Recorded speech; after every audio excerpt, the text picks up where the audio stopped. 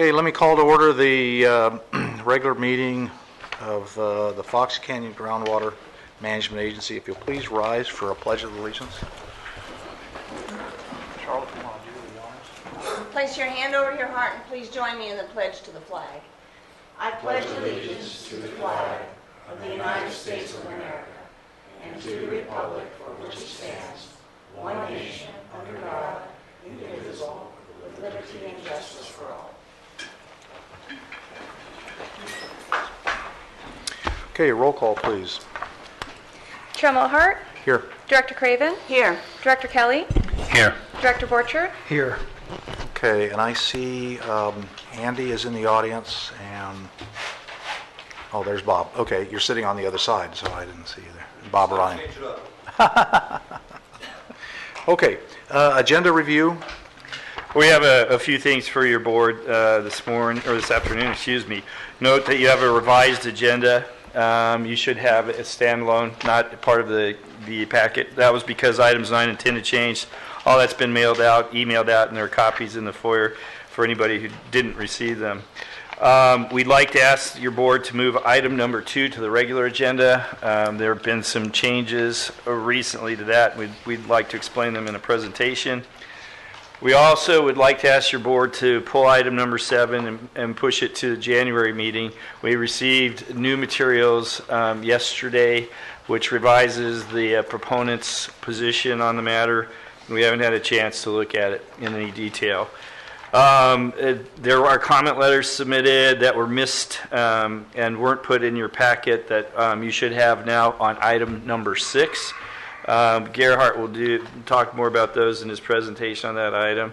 And on item number 9, we have some changes from council, which Rick will talk about when that are not in your packet, but he'll present to you when he presents the item. Oh, I'm sorry. I meant item number 3. Move that to the regular agenda, the budget item, not item number 2. So the minutes stay where they are. Yes. Okay, any questions from any of the members? Motion? Move to approve the revised agenda. The agenda is revised. Second. Okay, motion is second. Any objection? Okay, hearing none, so ordered. Let's deal with public comments. An opportunity for the public to address the board on items not on the agenda. Anybody?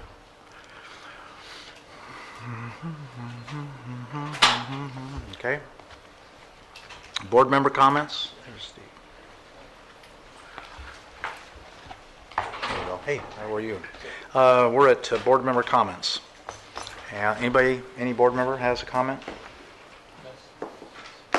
Okay. All right. Consent agenda. Except for, Steve, you just walked in, we moved item 3 of the consent agenda into an action item. Okay, so we're only, consent agenda will include items 1, 2, and 4. Move the approval as revised. Okay, and a second? A second. Okay, any objection? Okay, hearing none, so ordered. Let's deal with item number 3 first then. Good afternoon, Chair Mulhart, board members, members of the audience. Gerhard Hubner, Watershed Protection District. We just have a correction I want to bring to your attention on page 3 of 4 of the board letter. So there's mention under number 9 about the Prop 84 planning grant match. That's an old reference. We paid that invoice over a year ago. So just want to bring that to your attention. And then under contingency, the spreadsheet doesn't reflect that your board approved the $23,000 for the video training contract. So just again, these are clarifications. They don't change the bottom line. It's just essentially we want to bring these to your attention for accuracy. Okay. And that's all. Okay.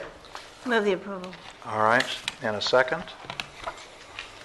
Second. Okay. All right, thank you. It's an action item, so I guess we have to do a, you need a voice vote, do you have that? Voice vote? Yeah, you can call, okay? Chair Mulhart. Yes. Director Craven. Yes. Director Bennett. Yes. Director Kelly, Yes. Director Borchard. Yes. Okay, let's deal with item number 5 then.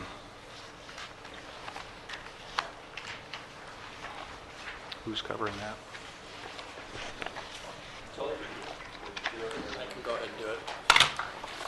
So this is your schedule for next calendar year, 2015.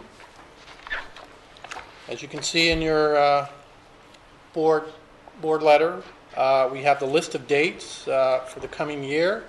They coincide with your existing practice or their current schedule of having it either the third or fourth Wednesday of the month. Should also note on the second page of the item that we've also given you an option for any special board meetings. This is also something you've talked about in the past, and so we've provided that option for you. I'd be happy to answer any questions. Yeah, just a second. I just want to double check the date for January of next year. Hold on. Is that that's the, okay, that's not going to work. Why? The December, I'm sorry, not January. December of next year is not going to work.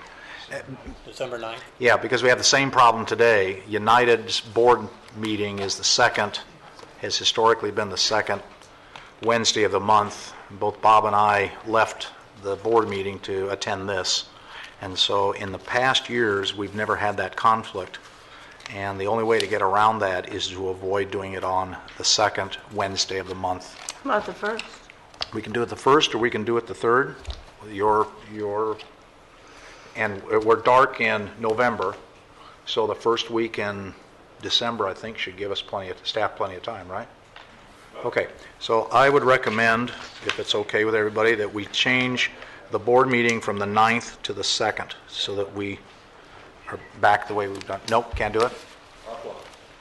Oh, okay. Association California Water Agency, I'm sorry, Robert Arani on behalf of Crestview. Association California Water Agencies always has their conference the first week of December. So this What year, we're days? going to go ahead and attend that. Just keep that in mind, and sometimes you do attend that, Mm-hmm. sometimes I attended, so neither one of us will Yeah. be available They- the first yeah. week of December. It's always the first week of December. But what days? Yeah. The whole week? Tuesday, Wednesday, Thursday through Friday. It's a big conference, statewide conference. So let's go to the 16th then. So the calendar as presented, the only change is December 16th. And then the rest of the dates I think are fine. There's no conflict between the two agencies. Okay? I'll move the approval Just a as... second. What about another day on that week of the 8th? Okay, I am happy with that too. You want to do it on Tuesday, take it out of that Wednesday? Board meeting Tuesday. Oh, board day, Tuesday. We had talked about having a day of, kind of an extra day in Fridays. If we needed it, we could just move it to Friday the 11th or whatever. I don't care. That is the second Friday, so that'll make sense. Okay? Would you That- rather do that? Yeah, earlier. Because we normally don't meet on November, Yeah. Okay. closer so to December 1st. All right, so let's do it that way. Let's do it the 11th, which is a Friday. It's the only odd day. I'm okay with that. Same time? Same time, same place. But it I'll can't. move the approval of this item with the exception, as presented, with the exception of December, which would be moved to the 11th of December at the regular time of 1:30. Okay, Second. all right. Any discussion? Roll call? Chair Mulhart, Yes? Director Craven, Yes. Director Bennett, Yes. Director Kelly, Yes. Director Borchard. Yes. Okay, let's deal with item number 6. If I could have that presentation up, please. Gerhard, you want a chair because you're not moving, I mean. I'm getting used to this podium lately. It's a little joke. Okay, so I'll be presenting this item. This is our revised list of possible solutions for issues and problems for developing measures to ensure agency long-term sustainable groundwater management. So as a reminder, this is a process that we've embarked on since the April meeting. So I'm going to skip the first couple slides. and just jump right into where we were in October. So at your October board meeting, we presented to you a draft list of possible solutions. With that list, we brainstormed a number of ideas, trying to be as comprehensive as possible, but realizing that, and for you to realize that that was not a prioritized list, and we were open to additional feedback. So your board approved that list for a 3-week public review, which we did. We sent it out to the stakeholders on October 27th. And again, to emphasize with our public outreach that it was not, it was a comprehensive list, at least from our perspective, as much as we could brainstorm. But again, it was not intended to represent the agency's preference or the board's for one option or another, not prioritized. So we requested the stakeholders review it, identify any missing possible solutions, and give us what they felt were some of their priority actions in relation to the list. And also to look at the new legislation that's passed, the Groundwater Sustainability Act. And we asked that the comments be sent to us by November 17th. So on November 17th, we did receive 2 comments, letters, actually a third one. So I want to mention that we did receive an email from Mr. Steve Nash, and we've provided you comments, provided you his email list, as well as the City of Oxnard and Los Postos user group. So copies of those comments we've provided for you today. So we did look at each one of those letters. We did look at the comments extensively. Kathleen and Rick and myself, and we looked at them in conjunction with the list, and where we saw additional solutions, we did add them as appropriate to the revised list, which is before you and part of your packet as part of item number 6A. So today, again, we're going through this next step in this process. We're returning with this revised list, and that's item 6A. We've also included item 6B, which is a ranking of the priority of the listings. And so in this table, let's jump to this second to the last slide. I know you can't see it very well here, but you have that in your agenda packet. So we used the scheme that LPUG proposed. We didn't do a 1 through 10 or 1 through 5. Essentially did from a high to a low type category, in some cases very high, in cases of low, some you see 2 categories of administrative. And so we tried to align it, at least use that scheme to be consistent across the review comments that we received at that point. So that's what you see. That's provided for you today, and I'm sure you may want to have some comments on the relative rankings. And you can see there's quite a bit of alignment in many of the categories. Not a whole lot of lows, so that's the challenge. Everybody sort of ranks their particular issue as either high or in the medium category. But again, we're open to feedback. So with that, our recommendation today, after hearing the feedback from the board and the stakeholders, is you consider approval of this revised list with modifications as appropriate, and that you direct us to come back next meeting with an additional revised list. I'd be happy to answer any questions. Okay, before we get into questions, anybody in the audience have any comments they want to throw out? Mr. Nash? Good afternoon, Steve Nash from Oxnard. And I just find it remarkable that you only had 3 comment letters. I fail to understand the level of indifference and apathy, and I don't know how you can address that. But, there seems to be an issue that confronts everybody living and extracting water in the basin area. So I don't have any solutions, but I sympathize with your with your problem. So Thank you. Anybody else?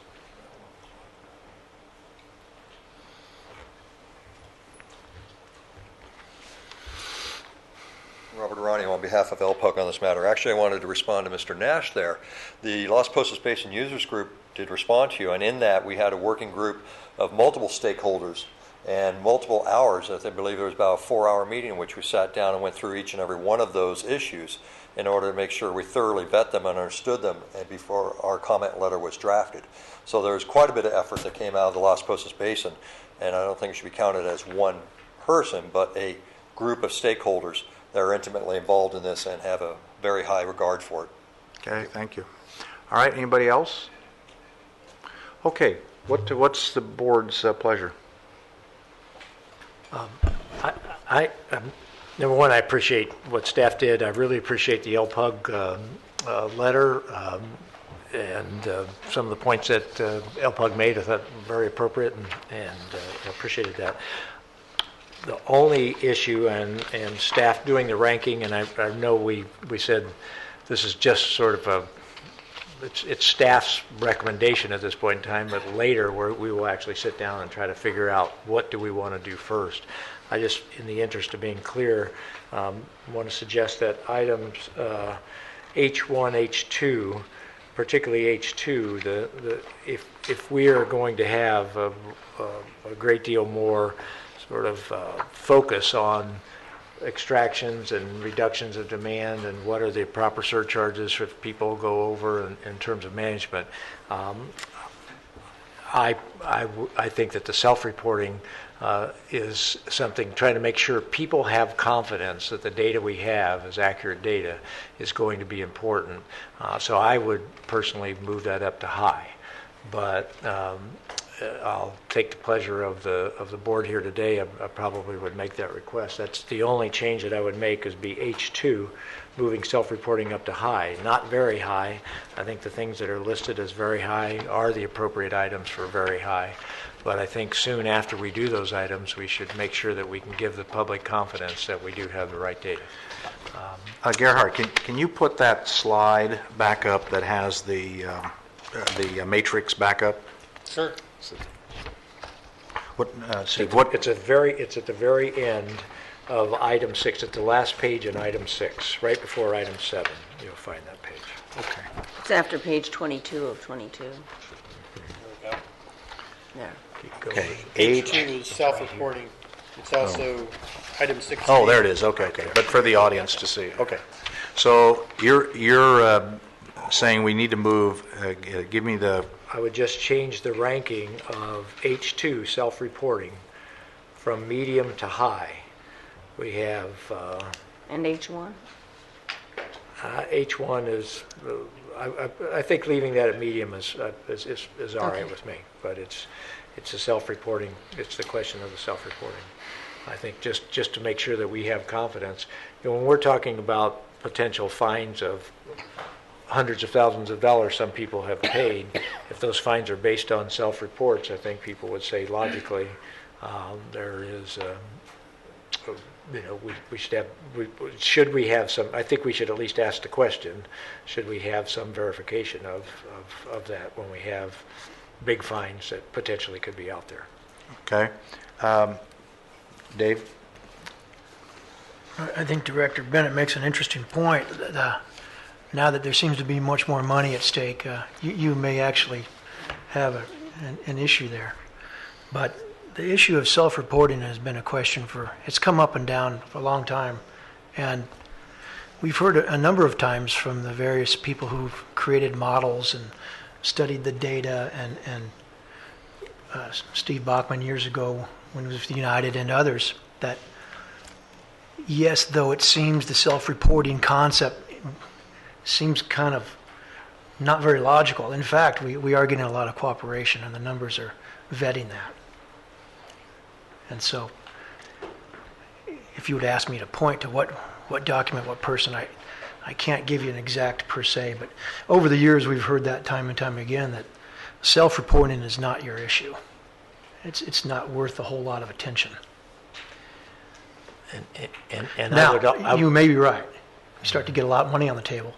It may incentivize some fudging. I would offer early when agencies are forming, that is the appropriate way to go. I just think as we evolve into this next era where there's going to be more focus, more contention, potentially more fines, potentially more money at stake for a variety of different ways, that in any other situation like that, there would be some sense of some greater confidence building would be appropriate.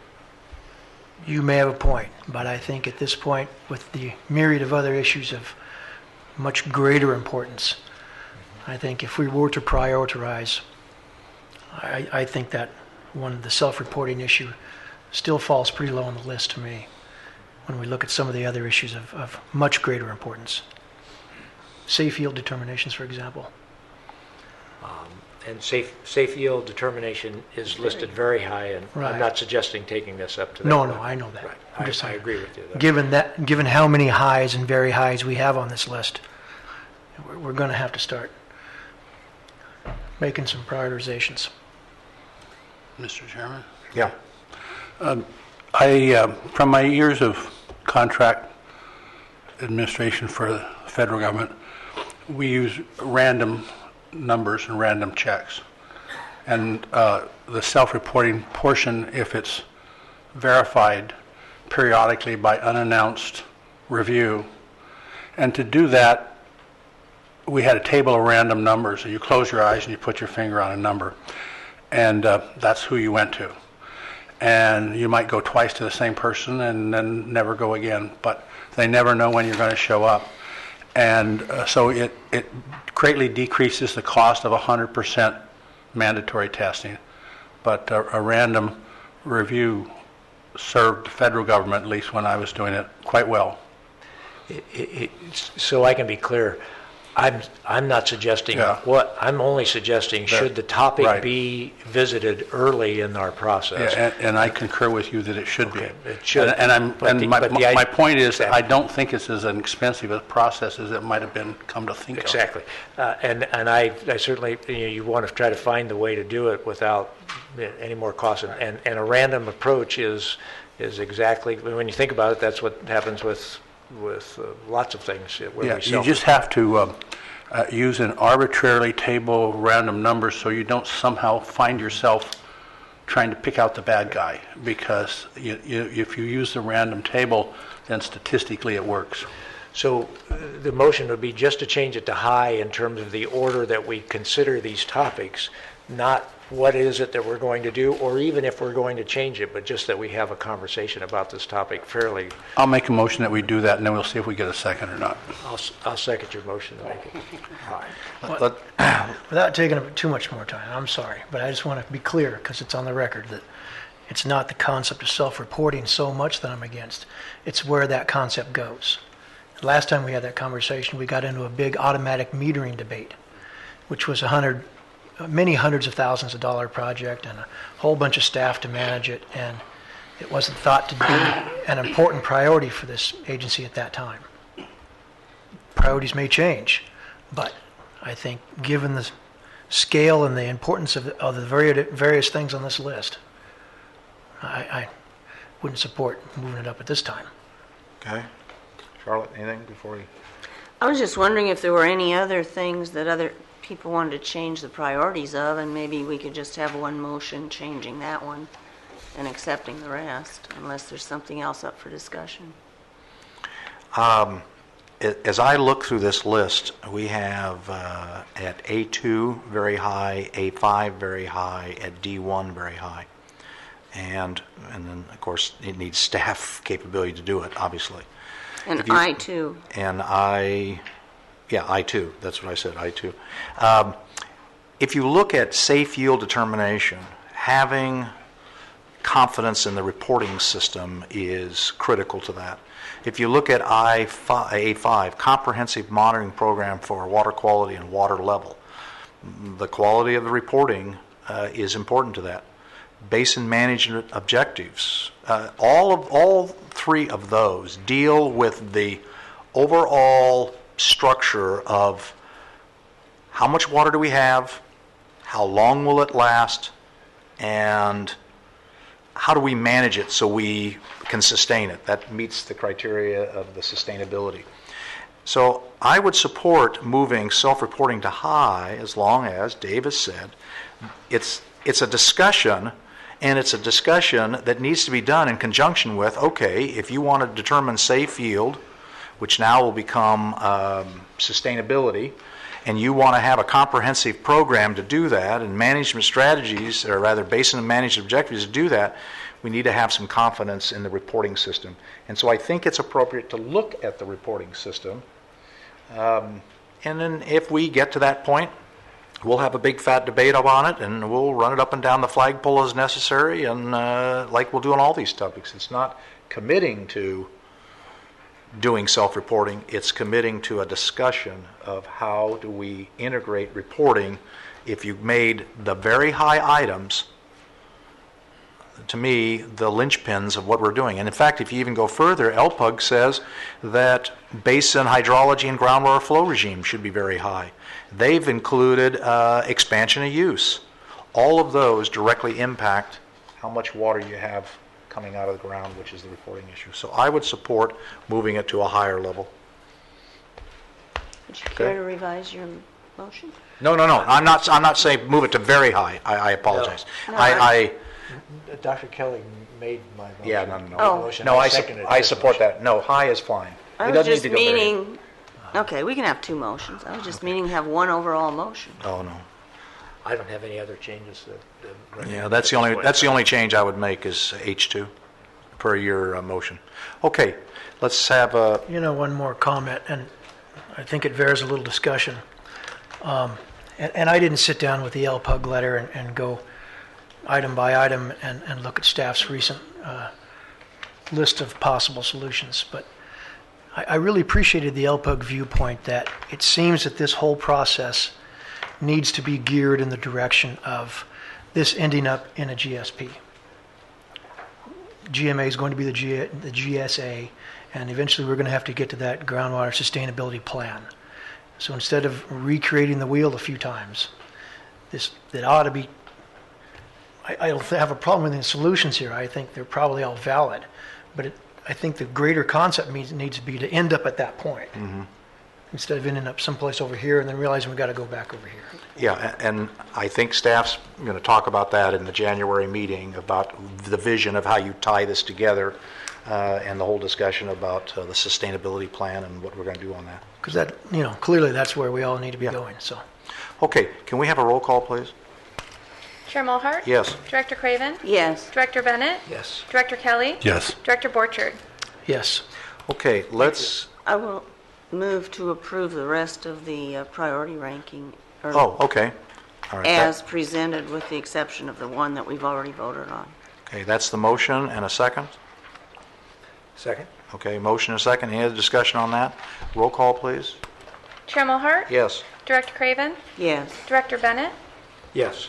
Director Kelly? Yes. Director Borchard? No. Okay, let's go to item number 8. Good afternoon, Chairman Mulhart and Directors. For the record, my name is Kathleen Rydell, and I'm here to present item 8. Approved transfer of allocation of 46.64 acre-feet per year to City of Camarillo for land transitioning from agricultural to municipal and industrial use. The site is located in the northeast corner of Lewis Road and Pleasant Valley Road. It is 23.32 acres. The proposal is to put this into residential and commercial use, or that's the proposed development. And then for reference on this 2012 aerial photograph, there's Highway 101, and the railroad tracks are right down here. So City of Camarillo has been supplying the water to this site since November of 2000. And prior to 2000, we do not know the source of water to that site. There are no known wells on that site. This site is located in the Pleasant Valley Basin. So, and then looking back Excuse me for a second, Kathleen. Yes. Were some of the other water purveyors questioned in the area, that provide area to other farms in that area? I did not question them. We inquired as to what the source was, and we were not able to get any information. So, no, we didn't ask all the other water purveyors, any of the other water purveyors. But the city has been providing them water. Since the year 2000, Yeah. November of 2000. Right. As we go through the slides, you'll see this is 1945, and this is the location of the site.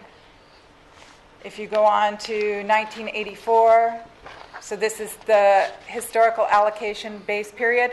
There are wells on the other side of Pleasant Valley Road. There are other wells on other parcels in the vicinity, and it's conceivable that those wells may have been supplying the site, but it's not clear what well was supplying the site.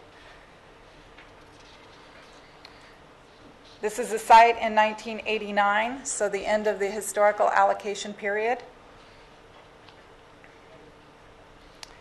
And per the ordinance code, when land transfers from irrigated agricultural land to municipal and industrial use, a basic extraction allocation of 2 acre-feet per acre is granted and transferred to the M&I provider.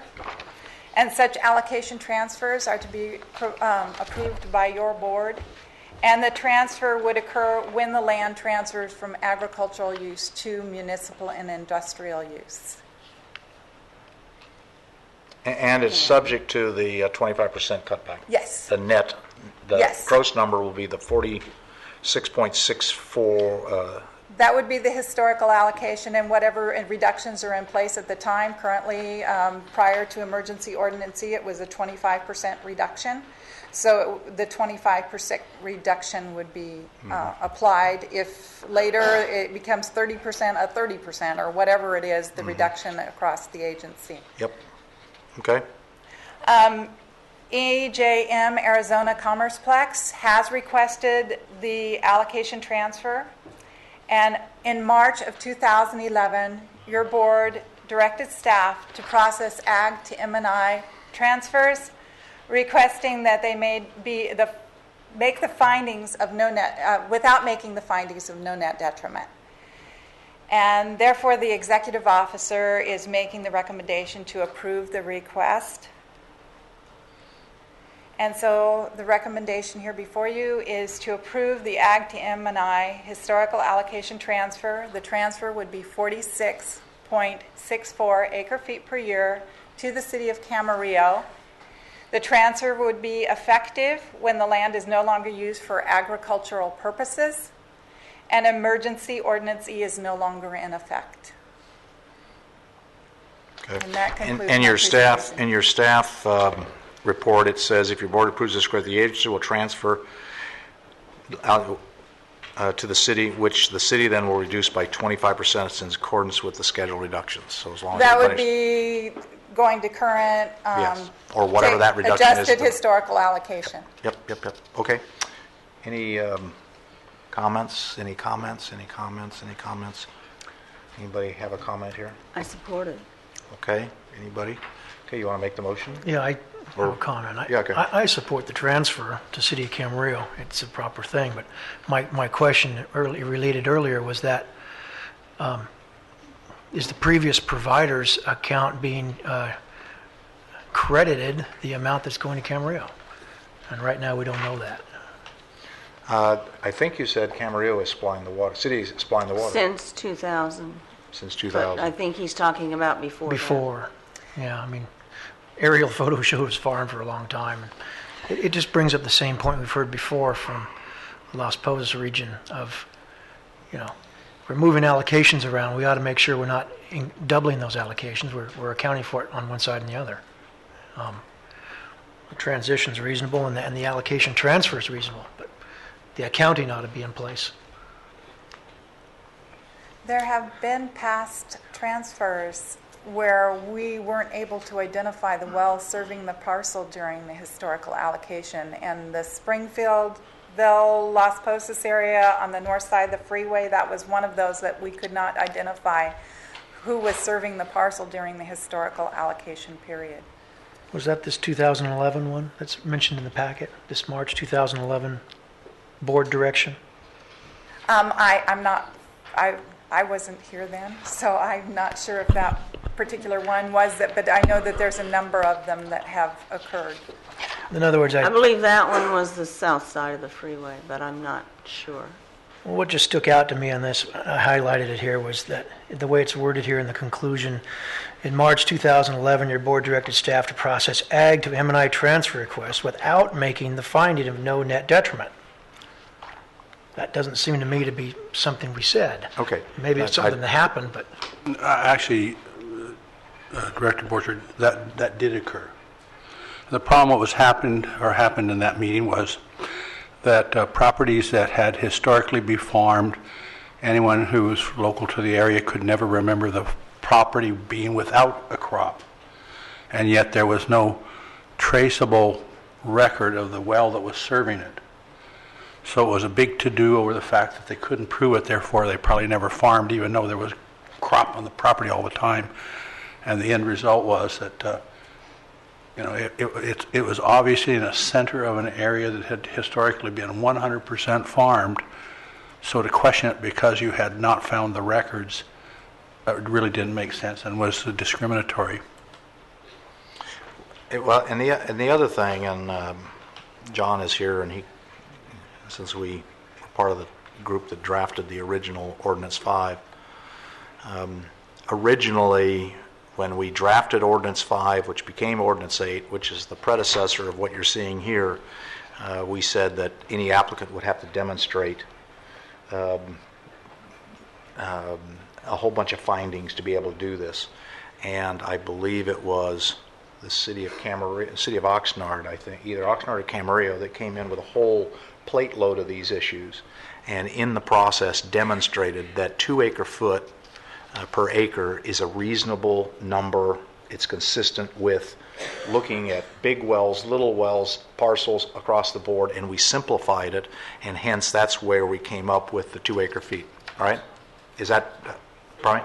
Oxnard, okay. That's a fair summation of how it went about. We actually came up with a very convoluted process, and from a practical standpoint, when you look at the cost of everybody doing all this analysis, it ultimately got to 2 acre-feet. And I think I have no problem with the quantity or the transfer. Yeah. But my issue is with the crediting of the accounts. Yeah. Just be consistent with what we've been hearing for the last year. Well, the question then is, you have done research and you cannot go back beyond that date. All we can find is that City of Camarillo has been supplying the water since November of 2000. And looking at the records and looking at the aerial photos and looking at where the wells are located, trying to figure out which well supplied it. There's many wells on adjacent parcels, but I do not know which. We can't determine what well actually supplied that site.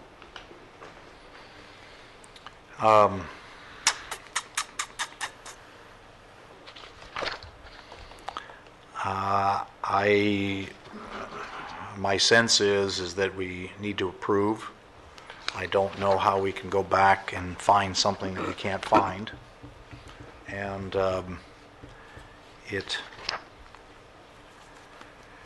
if the city's been supplying them water effectively for 14 years, and then trying to go back and reconstruct beyond the previous years, I don't know how we do that. So. Director, on page 14 of 14, item 8A is a well map, and you can see the wells that are near the site. That was provided by the applicant. Did we go back to the applicant? Were they able to find this information? That's who I assume you went back to, right? We went back and they provided this map, but they could not provide who supplied the site. 11 of 14. I thought she said 14 of 14? 14. Oh, 14 of 14. Oh, there's the list of wells.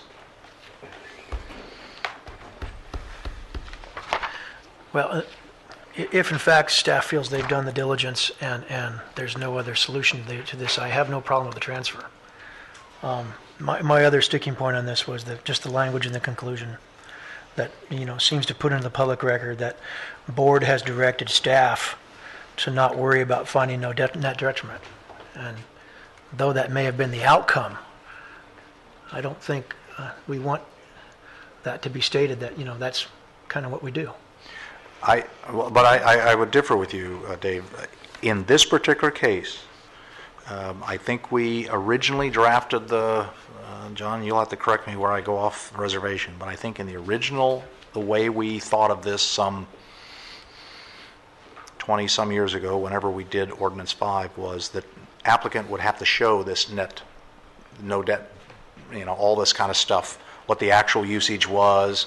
If they were less than 2, they would, if they were only... Sure, I agree. All that. I agree with all that. Yes, and I think... My question is with the statement here that says that it seems to state that the board, in a blanket sense, directs staff to process AGD and M&I transfer requests without making a finding of no net detriment. And I don't think we do that. That may sometimes be the outcome. But I don't think that's our blanket direction. Yeah, my recollection is that it was, and it was because of the overall macrocosmic description that board member Mulhart provided. In other words, it had been done, so don't do it. Because in the case of Camarillo Springs, that we, staff, in the isolated case, said net detriment. So, but we can go back and confirm that that was the direction we got in that board meeting, if you like. Okay. Okay, Mr. Chair, I think 2 points have been brought up, neither of which really has to do with the motion that we would be making. One has to do with the discussion we want to have again, maybe, or at least Director Borchard would like to have the discussion again of whether we have to make a finding of no net detriment or we go ahead and do these based on the 2 acre feet, which was lower, I believe, than what Ag had been using.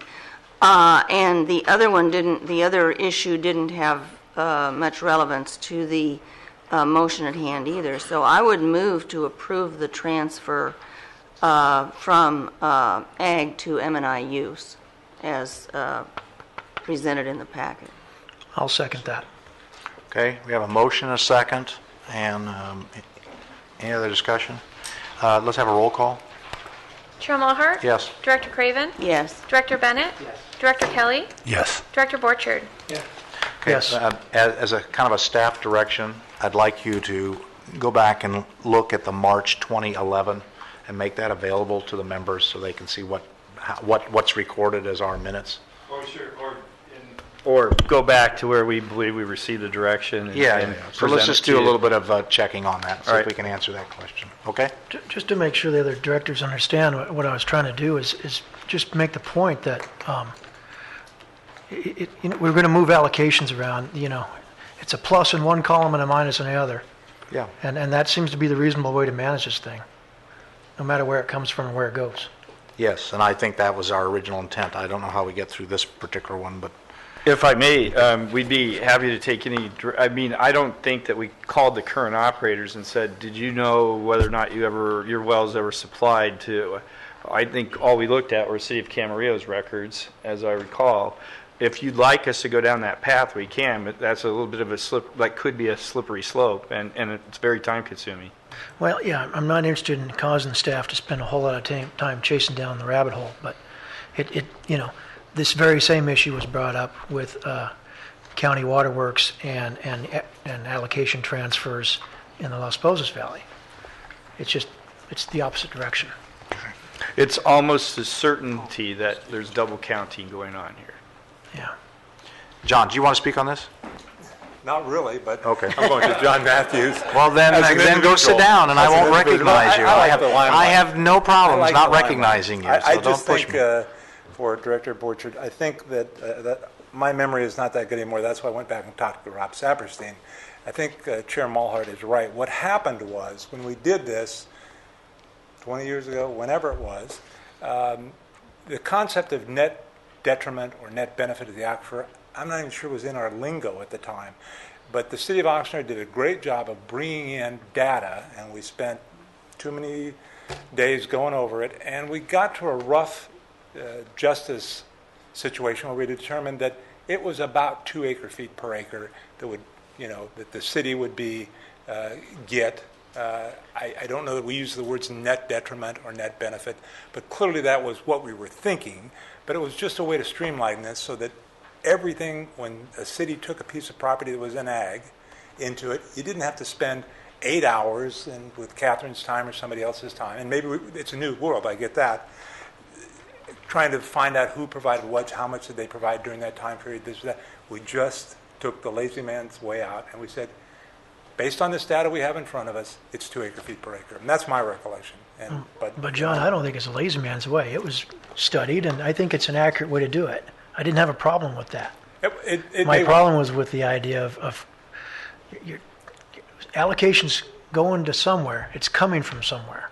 Right now, we don't know where it's coming from. Yeah, I can't help you on that, but I'm just... And I think one of the things is emphasize what Lynn said. just again, for the benefit of the folks, some of the studies showed that a grower that had an allocation of 5 acre-feet and moved into the city, those 3 acre-feet were left in the aquifer. It was gone. And I think that's what the study showed, that in the macro, over time, the big water crops would be pinched down, the medium water crops would stay, the small water crop would come up, but no more than 2, and then we put in that series of cutbacks. So, I mean, it was, in fact, a good job that the city of Oxnard did, and it's now served all the other cities well. So, all right, let's move on, if I may, to item number 9. Okay, just so that everybody knows, I have received, all the members have received, John, the letter that you guys submitted, and obviously I have not had a chance to read through the letter, but we do have it, okay? And staff is aware of it. Okay. Thank you. Good afternoon, Chair Mulhart and directors. For the record, my name is Rick Birgutz. I'll be presenting item number 9 today, the proposed ordinance 8.8. Earlier today, Director Pratt mentioned that there'd been a revision to the proposed ordinance code, and now is probably the best time as any to tell you what those revisions are, so you're not wondering about it as I'm walking through it. So I know Jessica handed out a copy of this that says revised on top. And what we did on page 1 and also the second page 2, where you see the table numbers in parentheses, we added the word approach A, approach B, and approach C there, so it tracked better with the board letter. Just tell us the lines, please. Or Tell you the lines? What numbers? Under section 2, where you see it says approach A, Okay. we added approach A. And then following that, we added approach B and approach C on the following page. Okay, I got it. Okay. Under approach C, section 5.85, the third line in that paragraph, it starts out with amount of water used.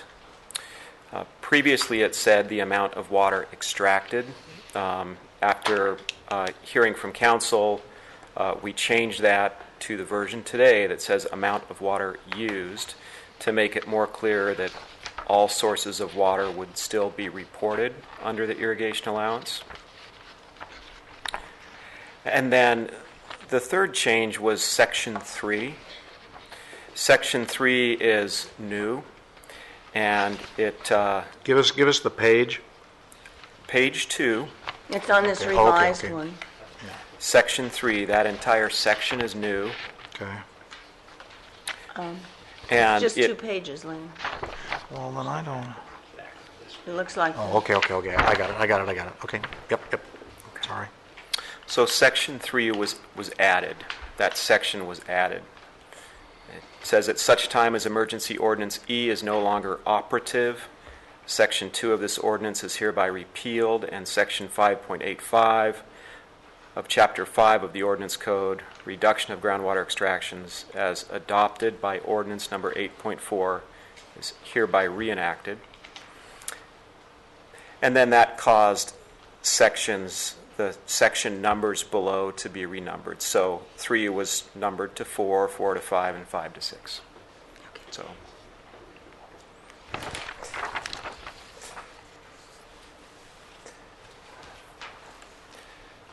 any questions on that? Okay.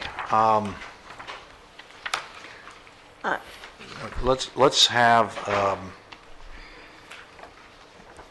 the staff. I'm looking at. Let's make sure I have all this stuff here done.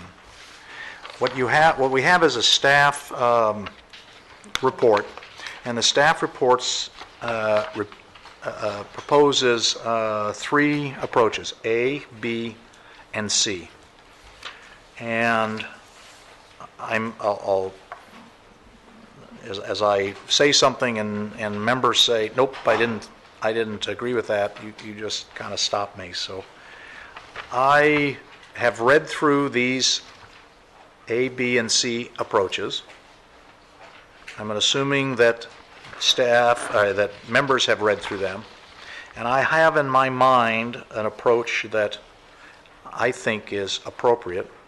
And I would assume, for sake of discussion, most of the members kind of have the same thing. And rather than going through a lengthy staff discussion of these proposals, I think the report that you did is a great exercise. What I would like to do is let's open it up and hear from the audience. And the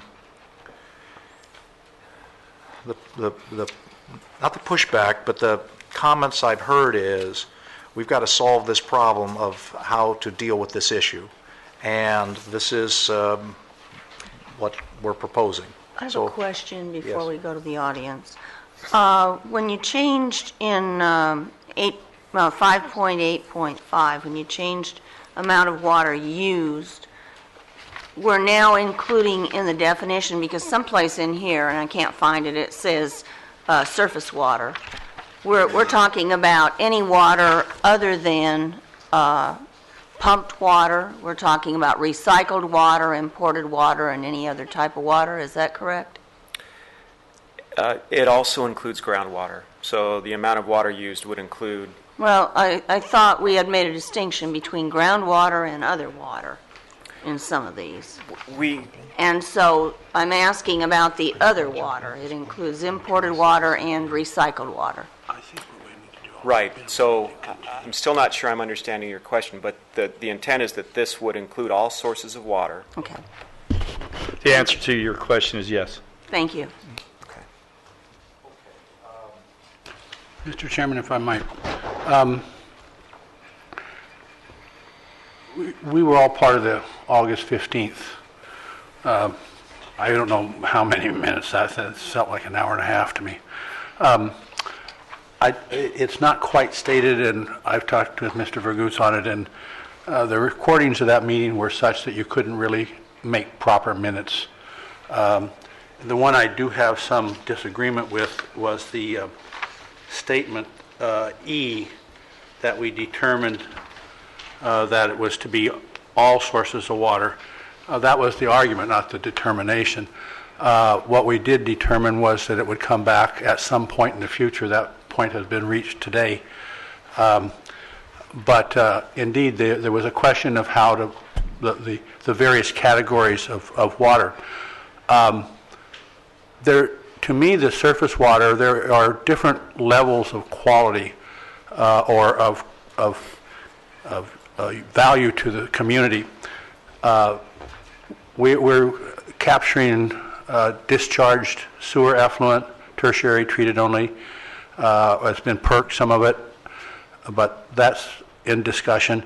But there then is a surface water that the whole county has been worked on for many years that's been being delivered, sometimes as perked water and extracted, and that same water has been delivered by pipe. And that would be the water that United has captured off of the Santa Clara. And that water, in my mind, has a higher value than some of the stuff that's coming out of the Conejo Creek, which is real sewer effluent. Agreed that Santa Clarita is doing some effluent into the Santa Clara, but it travels a good deal of distance, so the sewer component of that is certainly much more diluted than the Conejo Creek stuff. So we have 2 levels of quality, and I think that would be helpful if we got that introduced so that those of you, for instance, the city of Camarillo, I'm sure, is going to be trying to do something with their desalter project, and that has to have special consideration because this feedstock is going to be of a degraded nature.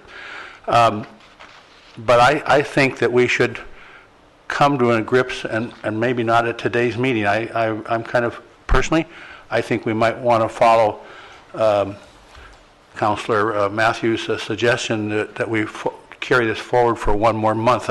It's been 4 months since August 15th. What the hell are we waiting for? But I think that, indeed, I came yesterday and had Rick interpret some of this stuff for me, so I had a better understanding of what he was saying, so I can understand confusion that other people might be having. But I would like to see us decide what groundwaters are of what value, and I think certainly that the groundwater, the surface water that United is putting forth, whether it be perked and then re-extracted or it be delivered directly in a pipe, has a higher value to the community than does the effluent. Other than that, all other water, surface or imported, that does not come from a well extraction facility within the boundaries of the Fox Canyon GMA, the non-pumped water would be exempt from being assessed a penalty even if they went past. I do believe all those waters should be reported, so as Director Bennett has hoped that we would be able to find out what the true use is, but I don't think it's appropriate maybe to assess penalties on those what would be exempt of assessment, surface water and or imported water. One caveat that I see in here that I've been raising, and I don't know whether it's necessary or not, but certainly it seems where we say, we just use the term extraction. I think that should be said, extraction facility within the Fox Canyon boundaries, because we have people who are putting water up underground in Bakersfield. It gets pumped back out of Bakersfield and sent down here. Now that's pumped water. So when we talk about extracted water, we should specify that it's water extracted from a well facility within the confines of the Fox Canyon agency. But this level is not even presented here today. I did not have an opportunity to make any input into this because staff was either self-directed or directed to proceed, and Mr. Vergoots, I think, has worked hard on trying to get us to the point we are.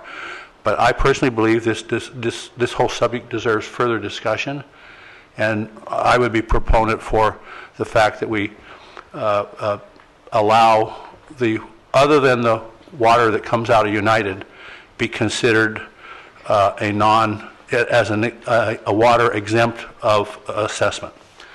So that, Mr. Chairman, would be my ideas. I think that's perhaps more expansive than we can settle here one time today. Thank you. I think it's appropriate that we talk about these issues. A lot of folks came today to talk about this. We have this lengthy letter that John, you sent on behalf of your clients, and we have to digest that. I think, as I hear Mike, what he's essentially saying is, and I will use different terms, water that would normally been used to recharge the system, and that's essentially what United's primary mission is to recharge the system. Water that would have gone into the forebay and then later pumped back out and delivered to some entity, whether it's a PTP or PV or whatever, or water that's collected and harvested and instead of putting into the ground goes directly to the PTP or PV, that water needs to be counted, because otherwise you get yourself into a potentially of a double dipping kind of process. So that's an issue that I share, I think, with Mike.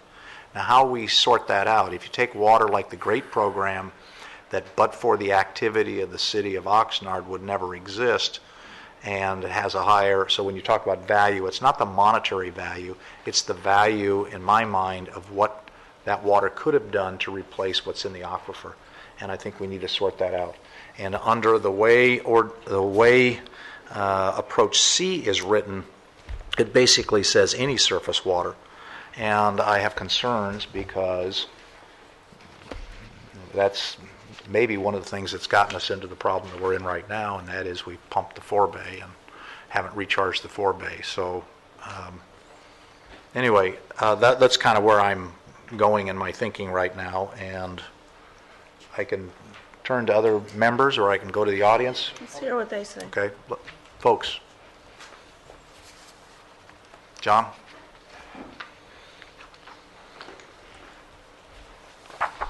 Good afternoon. John Matthews, Pleasant Valley County Water District.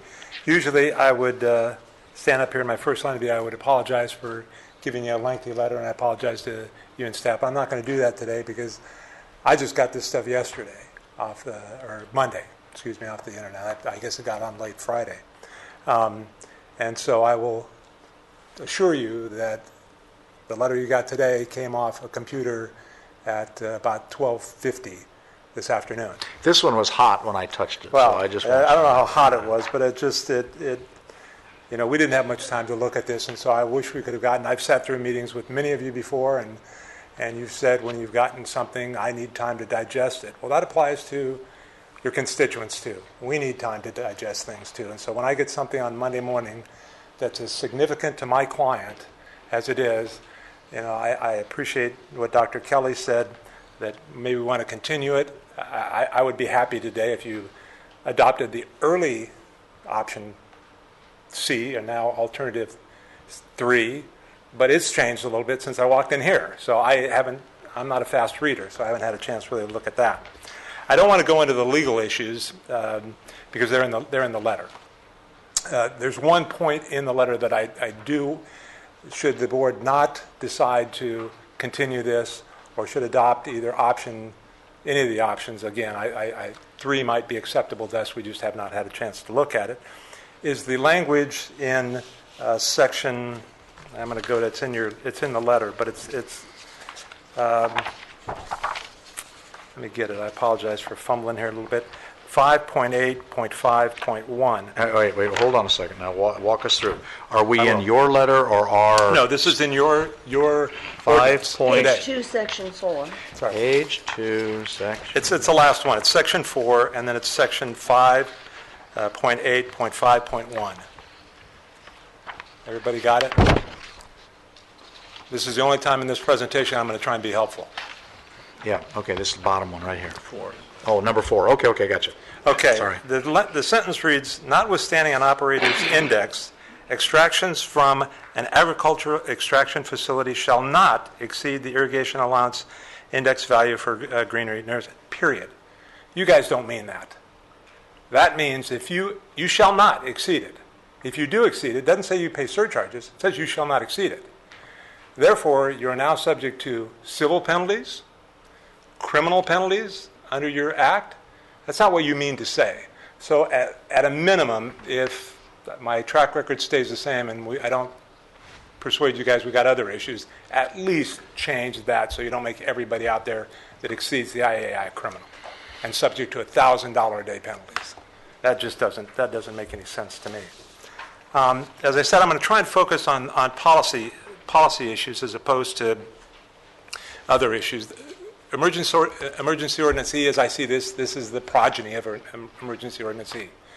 You heard me complain and bellyache about the way that was adopted. It's going away, I understand, and so I don't know how much effort we want to put into this necessarily, but there are issues and policy issues I think you need to look at.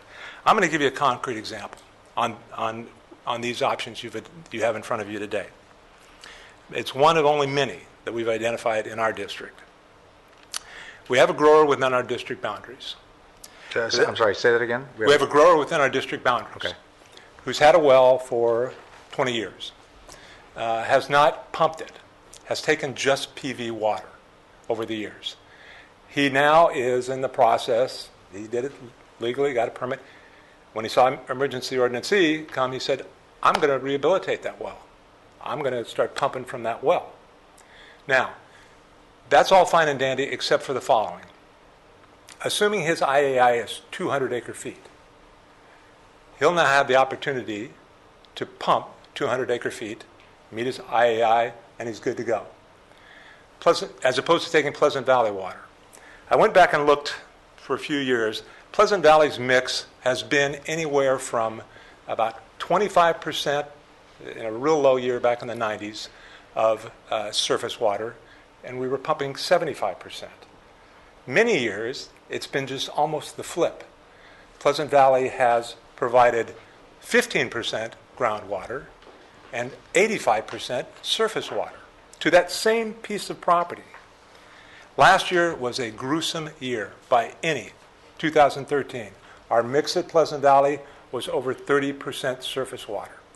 So when that guy puts his 200 acre feet of water on that property from Pleasant Valley, 30% of that was surface water.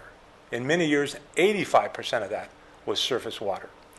Now, he's just in the process of spending a lot of money to rehabilitate this well.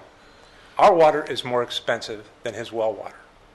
Why? Because we've worked with people like United, Camrosa, the city of Oxnard to bring in quote-unquote surface water or supplemental water, as you call it. Why in heaven's name would we ever want to incentivize that individual to look at his bottom line and say, you know what, I can pump that water, hit that 200 right on the head, cheaper than I can take 200 acre feet from Pleasant Valley. He's perfect in both cases. The aquifer is not. The aquifer just suffered. We've just said to this guy, make an economic decision to hurt the aquifer. If I was him, I'd probably do it. Our water, as you know, Chair Mulhart, is getting more and more expensive. The options, the water we can get now is costing us more and more. Pleasant Valley's rates are going up dramatically. But I want to keep those people using Pleasant Valley water, not from a selfish standpoint of Pleasant Valley, but from the standpoint it's best for the aquifer. If they use that Pleasant Valley water, some portion of it, hopefully at some day, 100% of it is all surface water. If you look at options A and B, you can actually go through some scenarios where a person who has surface and groundwater is actually at a disadvantage from a person who has just groundwater. You know, I don't want to take all day going through that, but I can walk you through it, where that person is actually penalized, and that doesn't make much sense to me. I know we talk a lot about equality and fairness, and is this fair? Is it equal? I'm not sure it is equal. I'm not even sure it is fair. But our job here is to protect the aquifers. That's what we ought to do. On some measure, it's not equal if you have surface water. It's not. Is it fair? I don't know. I guess you could go back to records and look how much money have you spent to get that surface water there. But what your job is, as I see it, is to make sure that the aquifers are protected and not to incentivize people to pump more than they are now. Thanks. Okay. Anybody else? Oh, one other aspect. I apologize. We're seeking a continuance. I think now, I wouldn't have sought a continuance, I don't think, if you had adopted C, but now there's a new C, so I don't know whether I agree with that. The other thing is, if you do adopt the ordinance today, we'd make a request that we have 10 days to augment the administrative record. Okay. Anybody else? Oh, and I have extra copies. Anybody that wants to follow suit? Do you want to come up? Yeah, you see you leaning forward. Oh, John. No, I was looking in the back, but yes, John. Yes. I'm John Grether. I'm a grower in the Los Posas Valley and a member of the Zone Water Board of Directors. I concur completely with John's comments, and I haven't seen his letter yet, and I'd like to do so. Zone is considering participating in a desalinization facility in the Somas area, and yet these same challenges would face us if we had to invest millions of dollars for the desal facility and then only find ourselves having to pay a surcharge on that water. To me, just to give you another example to think about, I don't see that this is particularly different than if I have my Edison bill at home and then I have solar power to generate some electricity. The tiering that the Edison company uses doesn't come into play with that solar addition. It's independent. The same is true with my telephone. If I have a cell phone, that doesn't add into the tiering of rates that the Verizon charges me. And so I see the water as being somewhat similar. If a source is coming from outside of the groundwater, it shouldn't be under the regulatory authority of the GMA. I don't have a problem with making the reports. I think that would be interesting. I think it would give us all a lot of education as to efficient agricultural use. But from a taxing point of view, I think that's stepping beyond the authority of the GMA. The last comment I'd like to make is that the amended approach C, I read it quickly too just now, and it seems as if it's now been turned on its face, where all water is being counted, while before I think the intention was that it was only the groundwater to be counted. So it's made a 180-degree turn. I don't think that's what is being proposed, so let's see if we can clarify that for a second, John. Thank you. Okay, thanks. Yes, sir.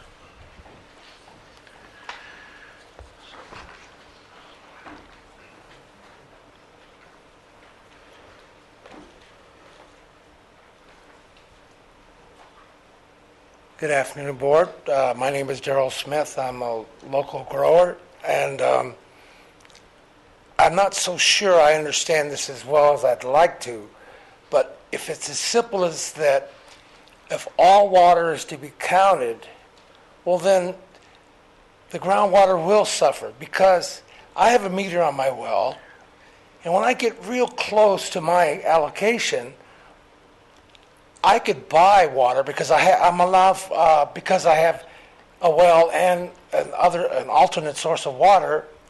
I'm allowed 4/10 of an acre foot at Tier 1. So watching my meter, when I come to that point where I can buy water at Tier 1, but it's going to be counted, and I'm going to have to pay a civil penalty for using that water in addition to extraction. Let me interrupt for a second. Please do. Because I understand where you're going. I think people are misinterpreting what paragraph C says and what Mike has said and what I said. I think when you go through A, B, and C, what C says is surface water is not included in the included in the penalty side. So it's only if you use groundwater that exceeds your IAI that you get penalty. That's what C says. What Mike is saying and what I'm saying is not all surface water, we're questioning if all surface water should be the same. That's the question. And John has made the case that if PV delivers 200 acre feet to a grower of surface water, and if 50% of that surface water that was delivered came from United's activities, water that was generated out of the Santa Clara River, that water is not exempt. Why? Because the assumption is that that water has no place to go other than PV, and that's not a true statement. One of the reasons the forebay right now is at 120,000 acre feet of capacity, 40,000 feet below sea level, is we didn't leave enough in there. So the question then becomes, are there surface waters that should not be counted? The answer is yes. Are there surface waters that in fact we as a community generated out of the Santa Clara River? So to John, your statement, if you build a desalter, and that water would not have existed but for your efforts to clean that water up as part of a plan and put it in the system, I don't think that water is counted. I believe that water is exempt. And that's what Mike's proposal was, is the only water, if we modify paragraph C that says surface water is not included in the calculation except for that water that is delivered or harvested by United, because United has either it can leave it in the forebay or it cannot pump it out of the forebay. In either one of those cases, that's good for the aquifer. It may cause some additional pumping over in PV, or it may include an increase in the water in the forebay. And then it becomes a philosophical question, what's better for the aquifer? Pulling the forebay down and making sure PV gets that amount of water, and that's where I think Mike, and I'm not trying to put words in your mouth, but I think that's what he was saying. So I think, to correct you, we're not saying that what Mike's proposing as a modification to C is surface water would be exempt, except for that water that's delivered by United in its system. And the United system was designed back in 1954 to do just that. Collect water out of the Santa Clara River, put it in the forebay. When we had excess capacity or the forebay couldn't take the water, or in addition to that, we would move it to PV to help supplement their process. What the concern would be is if I move that water to somebody in PV and they have the right to pump, that water never stayed in the forebay, and we've expanded pumping. We didn't get where we should be. So I can take John's scenario that a pumper has the right to pump 200 acre feet, or he can take surface delivery. My answer to that is, at that point, he'd have a right to do both. Is that what we want to do? And I think that's what Mike is saying. And what he's saying is, these are big issues, and we concur with what John said. Let's not deal with this today. We need to think about this before we go forward. So I think we're trying to meet what you're talking about, because you're raising a whole bunch of scenarios that I'm not sure I can follow, but I think your interpretation of the scenario is a misinterpretation of what Mike is proposing. And I didn't mean to interrupt you, but I'm just trying to refocus on what the issue is. Well, I don't mind being interrupted. I just like the clarification. I think I understand what Chairman Kelly's proposing, but I'm, as a simple farmer, am trying to point out what is my motivation as a grower. My motivation is to protect the aquifer, but at the same time, my motivation is to stay in business. And if I realize I may be redundant on this, but I'm going to keep pumping. If that's the cheapest way to go, and even if it's at the expense of the aquifer, I'm going to keep pumping because it makes more economic sense for me to do that. And I just simply wanted to echo that point as a grower. Okay. Thank you very much. Thank you, sir. Mike, you wanted to say something? I would just concur with what John Grether mentioned, and that is, and I think, Mr. Chairman, in a previous discussion, in a previous meeting, you and I talked a bit about the cost of desalting the water, your brackish program and all. Just like what Mr. Smith was alluding to, if we cause the water, including the penalty, to be less expensive to just over pump than it is to use replacement water, we don't incentivize people to find other sources other than the groundwater. And I think that should be an ongoing goal of us, to see if we can't use every bit of the recycled water, if you would, and also I think rain capture. I mean, there's a big crusade increasingly going on with rain capture, rain barrels, and all that. And you know, it's if you got 100 pennies in your pocket, now you got $1, and that's how we're going to have to get out of this mess. Thank you. Okay. Anybody else? Yes, sir. Hold on, Rick. Good afternoon, board and staff. Greg Lewis, Duda Farms, a Ventura County grower. Appreciate your time, staff's time, and Rick's time meeting with us on several occasions. I've been at these meetings now for several years, since Dr. Stiles' presence was known here in the county with the Irrigation Allowance Index. And what I've taken so far from the meetings is we still don't know which water we're going to be charged surcharges on, which water we're not going to. The board is still dealing with how to give us direction. And what's scary for us is, as the ordinance is written today, in February, you're able to slash again by 10% the irrigation allowance index. But yet today we're still determining, and yet February is only a couple months away, we're still determining what we can use to what extent, what we can't use to what extent, and how it's going to be reported. Keeping in mind that, Chairman, a couple months ago at board meetings, you stated that by the end of first quarter 2015, we wanted the IAI to be a thing of the past. But yet we're still... Emergency Ordinance E. Oh, emergency ordinance, which hopefully includes the IAI. But yet we're still focusing a tremendous amount of time, and for a lot of you and us, money and energy, into governing ourselves. So I just caution the board to not make hasty decisions and think about, as I believe it was Mr. Greth or Mr. Matthews said, give us time to digest it, because we're going to be the best resource the board has as far as usage and the best usage of it. And along with Dr. Craven's comment, board person Craven's comment to Mr. Pratt, regarding recycled water, can we clarify that if we're going to kick this down the road a little bit? Because I believe Dr. Kelly just mentioned recycled ponds, along with Grether's desalter. If a grower is going to sacrifice acreage and implement a pond on his or her ground to capture rainwater, to capture surface water, to capture water running down the street that would otherwise go to the ocean, is that considered recycled water?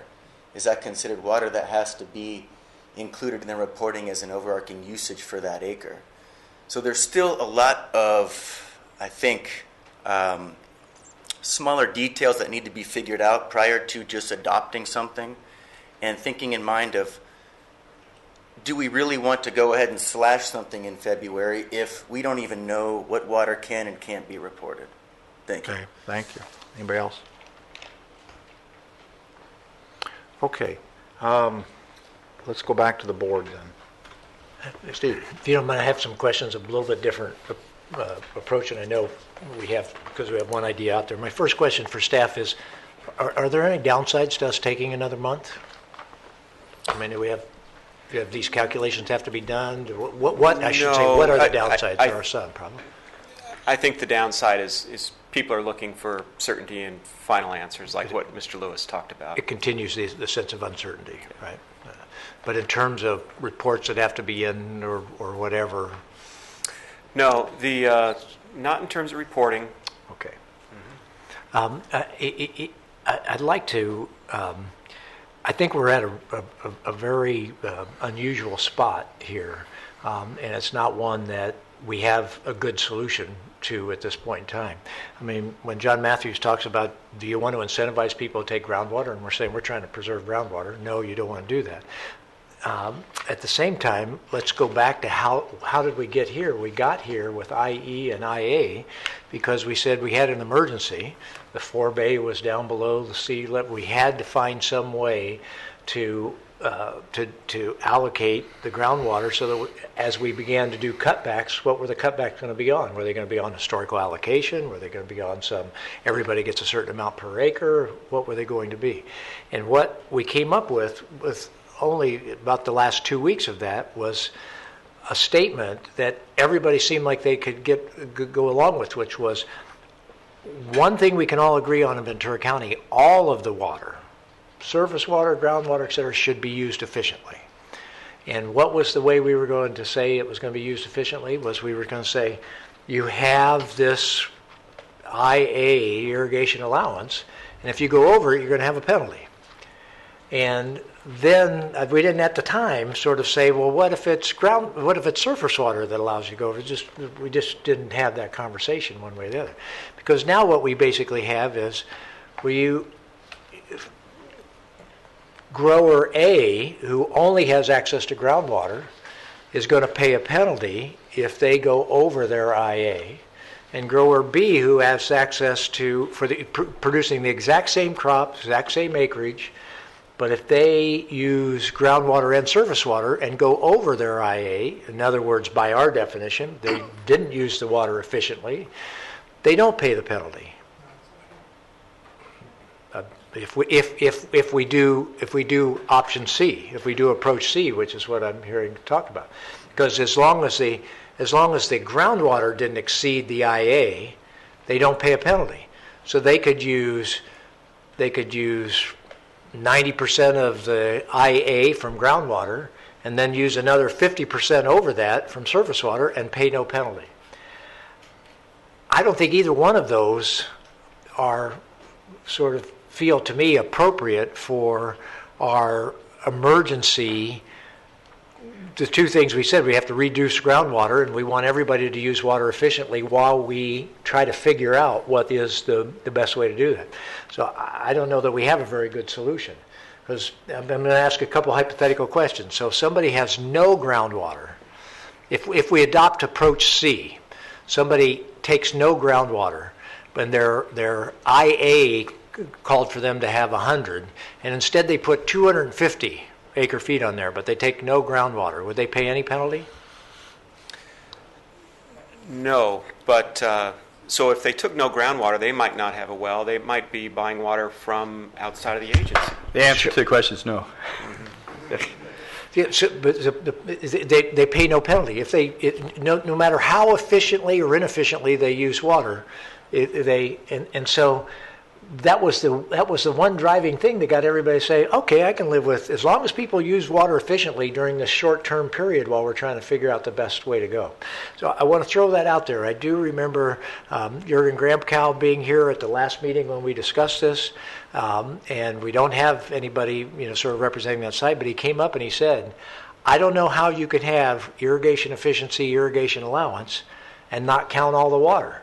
Because if you're not counting all the water, then by definition, some people are not actually doing that. So let's say, as this gentleman talked about, let's say in February we say we're going to cut you back by 10%. The person that only has groundwater has to cut back by 10%. Somebody that has any access to surface water could just have the surface water come in and not change their production at all, not change the water equation in Ventura County. Which then leads to the question that I think you bring up, Dr. Kelly. Well, what if that surface water is water that was going to go in the ground? Well, we certainly, if that's surface water, that's going to be very complicated for us to deal with from that standpoint. For me, it brings into question whether we can actually build a system built on IA. Because a system built on IA that doesn't actually really say it's IA for everybody. It's only IA for groundwater. You have to use it efficiently if you only have access to groundwater. I don't know that we can build a system that way, and I don't know, what is going to be appropriate here in terms of that. But it makes me say we have to move even faster to try to come up with something better. I'm sorry for taking that way, but that's those are the complications I see. I don't see a good option. Option A would mean everybody would have to use water efficiently, but it would do exactly what John Matthews said, encourage people to use groundwater instead of more expensive surface water, like that gentleman said back there. Option C would encourage people to use surface water and keep the groundwater in, but it wouldn't make them use it efficiently, right? Or wouldn't incentivize them, wouldn't incentivize. Doesn't mean people are using it, but it wouldn't incentivize them. Thank you. Dave.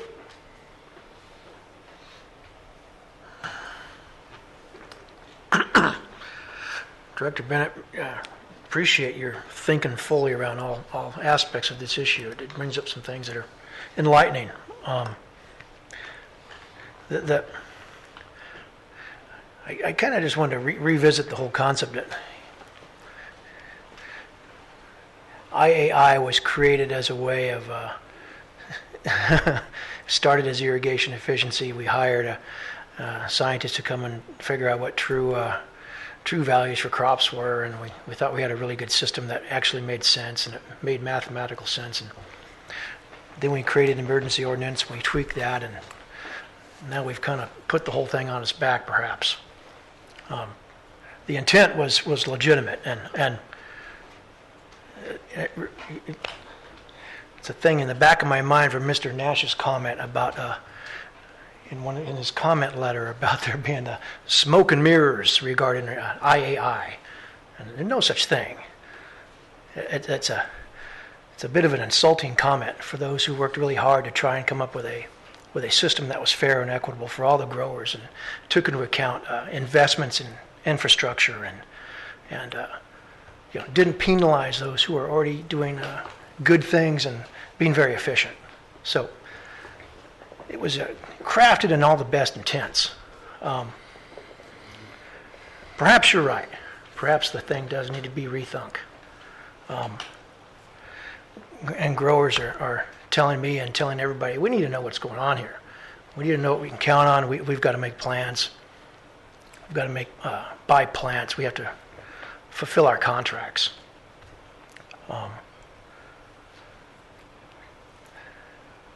So you're right. There's a lot of discussion here still.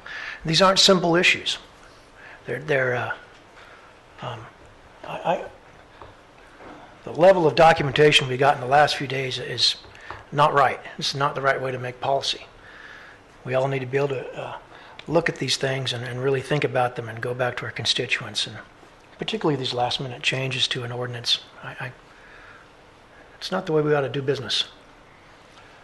So I would support us pushing this down the road, but let's have some serious talk about how we accomplish what we're trying to do. The one point I want to continue to try and hammer home, we've been through now, and we've all heard it, we understand, 3 years of exceptional drought. It's caused exceptional irrigation. This past year, I think we shut down irrigation for about 2 weeks. That's a highly unusual situation, particularly for tree crops. We can typically shut down irrigation for 3, sometimes 4 months. So when you come up with figures, IAI, and can people live in that, and these are the difficulties that growers face in trying to maintain their operations. It's not about just wanting to pump more water and do it cheap and make money. It's about trying to sustain a resource, most importantly, but also trying to sustain businesses. So when we make these discussions, I think we really have to keep in mind these last 3 years were a great anomaly. Incredible amounts of pumping by cities and by ag.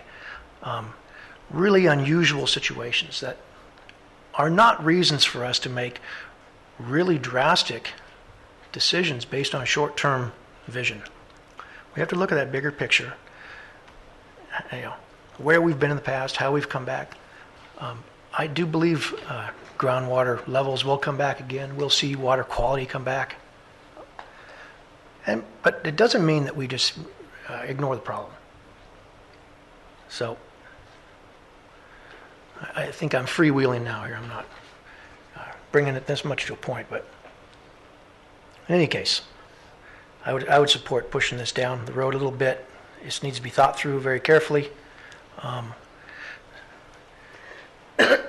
Bottom line, I think GMA is a groundwater management agency. We're here to manage and protect groundwater. Surface water does relate to that in some respects, but we need to encourage the construction and the utilization of new water systems, recycled, and all other facets of a portfolio that can reduce the reliance on groundwater and yet increase our local reliance on our own resources. So working together, having this concept of a longer-term vision, not having knee-jerk reactions and slipping things in at the last minute, I think that's the way to the solution here. Charlotte? Well, I think my bottom line is I agree with those who say we need to bring this back. And I have several reasons for that. First of all, I've said before here and every place else I've ever sat up at a dais, I'm not a very fast reader and I'm a slower thinker, and I can't be handed things at the last minute and expect to digest them, including the comments that we receive from others. However, I've been sitting up here mulling over this IAI thing as it pertains to surface water and groundwater, and thinking back to all the discussions we had when we were going through that process and adopting those numbers.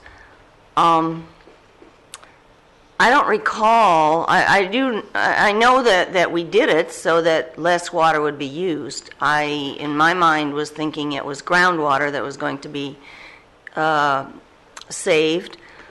I don't recall much of a discussion with respect to using less surface water at the time. I think we were just trying to get people to use less water and to come up with their crops more efficiently with respect to water use. As I said the last time we discussed this, which I guess was August, I have a hard time putting more surcharges or putting surcharges on recycled water, on desalted water. Those are expensive processes, and you're going to drive the cost of that water up. It doesn't matter if you're charging it to the person who is going to be selling it to you, to the water purveyor, or if you're assessing the charges on the water user. The bottom line is the water is going to cost more, and those of us who are looking at both of those things are looking at, are we going to be able to sell our water? So I think all of these things have to be considered, and we need discussions, thorough discussions of all of those things before we can decide on one of these or a combination of one of these or some other not even yet put on paper solution. But I think we do need more discussion. And we need it sooner than 4 months down the road or 3 months down the road, whenever it is that we've taken to. Okay, I think the consensus, what you're hearing, is that we're not going to vote on this thing today, so we'll just cut to that one. That's not going to happen. The question is, what direction do we give staff? And we've had some discussion of IAI. My personal opinion is that IAI is in fact a valuable tool. It's a valuable tool to help growers understand the efficiency of whether there's water charges or not. We need to irrigate our crops efficiently, and it's a measurement to do that. In fact, that's one of Dr. Stiles' major points was, if you operate with the proper IAI, you're doing for the plant not less and not more than what you should do. And by definition, if that's the plant you're going to grow, then that's what you have to do. And you've argued that issue to me. Let's not throw that concept out the door. It's a good way of monitoring a plant to see if I'm overwatering or underwatering. So IAI, I believe, has value.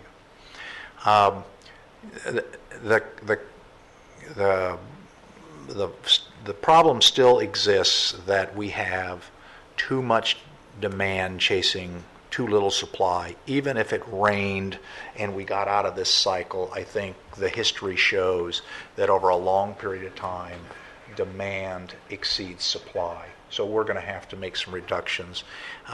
Emergency Ordinance E addressed that, and for the first time in the county's history, we fallowed some ground. We made a huge accommodation because John and others that are growing tree crops, it's not, okay, just don't put a cycle of Freduta, it's just don't put in a cycle of celery or whatever you guys are growing.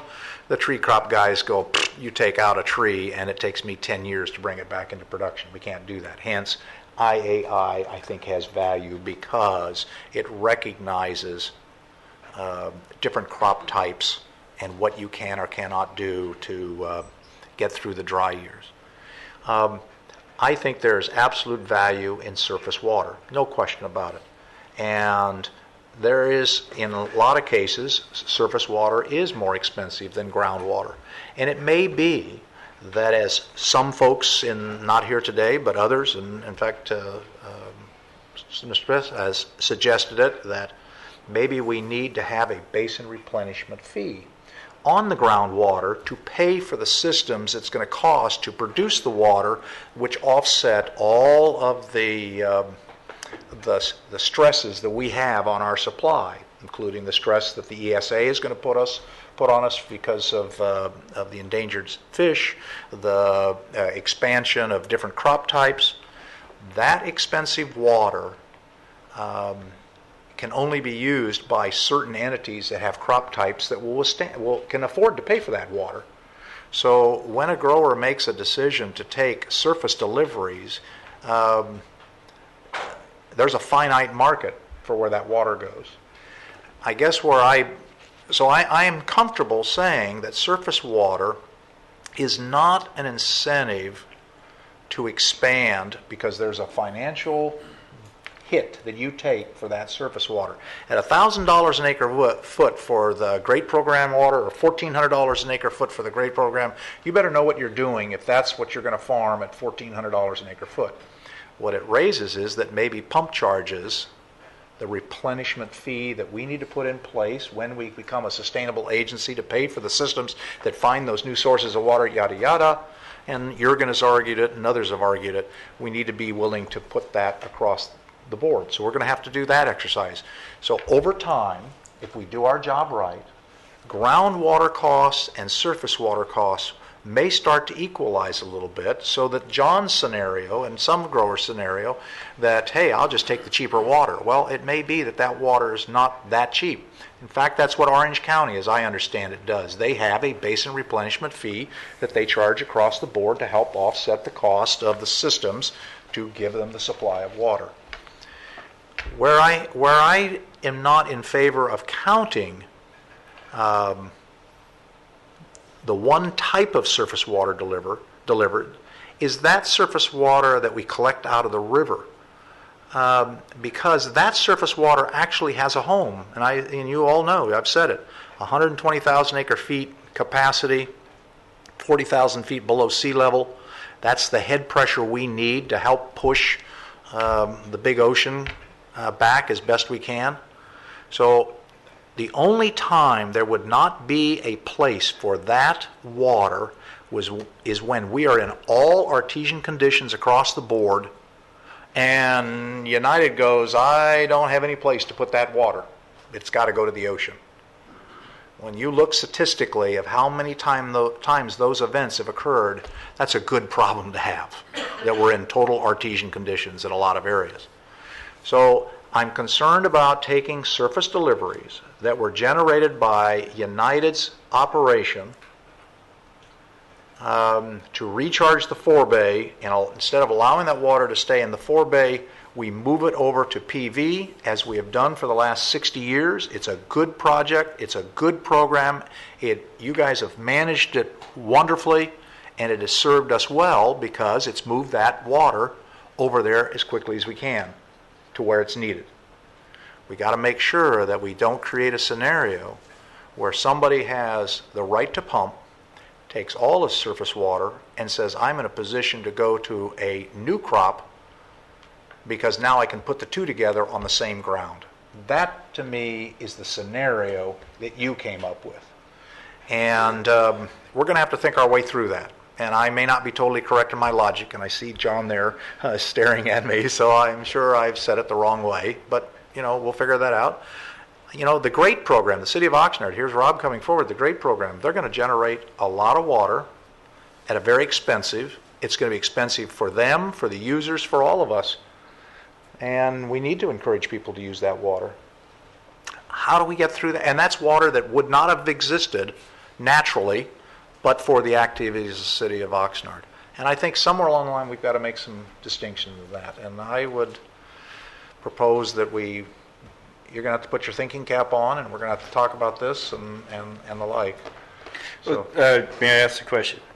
Besides that one, we're not going to redo allocation schemes. We're sticking with the IAI when we bring this back. That's my... We need that direction from your board. Okay. And then the other direction we need is, we didn't get to make the presentation, but conceptually what we did, because this is a very difficult problem, we didn't make a recommendation in there, we threw it in your lap, and we had discussions like that. This has been in front of many stakeholders. We set fence posts out. We said, if you use groundwater at all and you go over IAI, this is one fence post, you're paying a surcharge. The other fence post was, only if you go over, this is C, with all of your groundwater, go over IAI, you're paying a surcharge. Otherwise, no surcharge. So there's a whole big lot of space in between. We threw something in the middle that said, we'll do a percentage thing, and we expected your board and stakeholders to throw some options. We didn't get a bunch. And so a request would be that if we need to bring this back, anybody got any better ideas, throw them at us on the IAI stuff. But realize that we've got the fence post set out there, right? And we need some middle ground here, it sounds like. Okay. Before we go to that, Rob, let me hear from Rob. He'd like to speak. So. Good afternoon, Bob Saperstein for City of Oxnard. Just a process issue. I have lots of thoughts about what you're talking about, but I'll censor myself. I'm just interested in time. So here we are, beginning of December. Next meeting isn't until January. We have Supervisor Bennett and Chair Mulhart's overarching design of where is the GMA going to deal with. We have what are we doing with Ordinance E to deal with. We have this smaller piece of the puzzle, although it's massive, smaller piece of the puzzle. These things are not going to get done at the board meeting once a month. So I'd ask the board to have some discussion about how we're going to get together, whoever the who's are and how frequently, because the urgency, and this will come up again in the next agenda item, this particular issue touches the City of Oxnard through its service to Ocean View, the former Ocean View Municipal Water District area, and so the city's even got a problem with the agricultural reporting side of things that creates potential for penalties. But even setting aside the city's interests, you've got the whole ag community out there that's got to report come February, and they don't know if they're going to be facing surcharges. It's obscene, and I don't mean it as a value judgment on the board. Everybody's trying to do the best they can, and we're stuck in the middle of a mess. It's a valid question, and we had talked about in previous meetings that we would reserve certain Fridays in the month, and maybe it's appropriate on this issue, because we've got a lot of issues, to have one of those Friday meetings in January. At this close date to Christmas, with the background work you have to do, to me it'd be appropriate. We'd set like the 11th, didn't we say the 2nd? As I recall, it was your board said let's just set second Fridays aside. We can get the facilities, and then if there is a special meeting to be held, that would be the date that we use. So I am more than happy to set a special board meeting for January 11th. 9th? What's that? Whatever 9th? Or January 9th, whatever that date is. Yeah, January 9th. That's a Friday, correct? So if we set a special board meeting for January 9th, and I don't know exactly what the topic will be. It depends on what the work you do, but I do think that Rob and other folks have said we need to give this some urgency, this particular topic, to give some certainty to growers know what they're going to have to be faced with. So I would think that would be a fairly high priority item. And if we have to roll some other item into that, and I don't know what that might be, but we've got to have these meetings. Anybody against that? No, Mr. Chairman, one thing I think, kind of summing up some of the comments, and I appreciate, we're looking at all the different issues, but we got to watch out having so many variables that nobody can depend on where we're ending up. And that's why I appreciate you looking at the AIA. Let's not maybe mess with that right now. Maybe we'll reevaluate the whole thing. But if we'll just make our mind that we're going to hold to deciding what water we're going to assess, in fact, if we go with no assessment on surface water other than the United Water, there has been no United Water delivered during this period. Therefore, for those people who are trying to get ready to make their paperwork, there has been no delivery through the pumping trough nor through the winding line. So it really is a non-issue at this point for this filing, and we haven't endangered everybody because we haven't had any more variables. The ag community, indeed, what they said is they've got to try to have something they can depend on. So I appreciate maybe Wes doing that. Okay, you okay with a meeting on that date? I'm fine with the meeting on that date. I would like to add a couple of points to my comments after hearing what you had to say. One, we may, in the interest of efficiency, as Dr. Kelly points out, just say that's the best we can do. It's January, people got to do the reports in February. The best we can do is we're not going to do any surface water or whatever. We may do that, but when we do that, I mean, if we take approach C, I would just offer the whole idea of going with I the irrigation allowance was to, what we hoped, we said, let's see if that will actually decrease groundwater use. Well, if you go with approach C, for all the people that have access to surface water, you are decreasing the incentive to conserve groundwater because they can use surface water to exceed the allocation. And so, as I heard people talking, I just thought, if we're not, if we're not in emergency ordinance E, and we're not trying to long-term get the demand down below the supply, and certainly we do have to increase the supply. We have to come up with some kind of supplemental fee to pay for more supply, et cetera. But if we're trying to do that, irrigation efficiency, irrigation allowance, without saying you have to use it efficiently if you have surface water, there's not going to be a penalty if you do it with surface water, is not, it decreases the incentives for all of those people to use groundwater efficiently in that situation. We should recognize that, and maybe there's some other way to go. So I would only like to ask that if you said yes, you'd like to have that as the basis. If there's some other basis, but to me it says because we can't figure out what to do with the surface water because of the efficiency side of it, I'm not sure whether we can hang with this as the way for us to try to decrease the amount of groundwater pumped. So I appreciate we may get to that point because there's just nothing we come up with more efficient. The only counter I would make to that would be that, one, there's not that much surface water available, all sources, including Cayugas is selling water. That would be, a supplemental water. And then capturing that surface water as we might is not a free, easy deal either. So I think the economic model helps keep that under control. I honestly do. I don't think that people are setting out, getting out of bed in the morning, going, let's see how many buckets of water I can dump down the drain. The cost of acquiring the surface water, because it's not an unlimited supply, and I don't see the scenario you're addressing. I agree. There are economic incentives with surface water to try to make sure that doesn't happen. And I'm not saying that approach C is worse or better than approach A. They both have significant problems associated with them, as we go forward. So I would just, as you said to staff, I would just like to keep open the option that if there's something else that comes up, we should be able to talk about. Because Jeff has asked for some direction, and so let me verbalize what I would say is the direction. You guys correct me.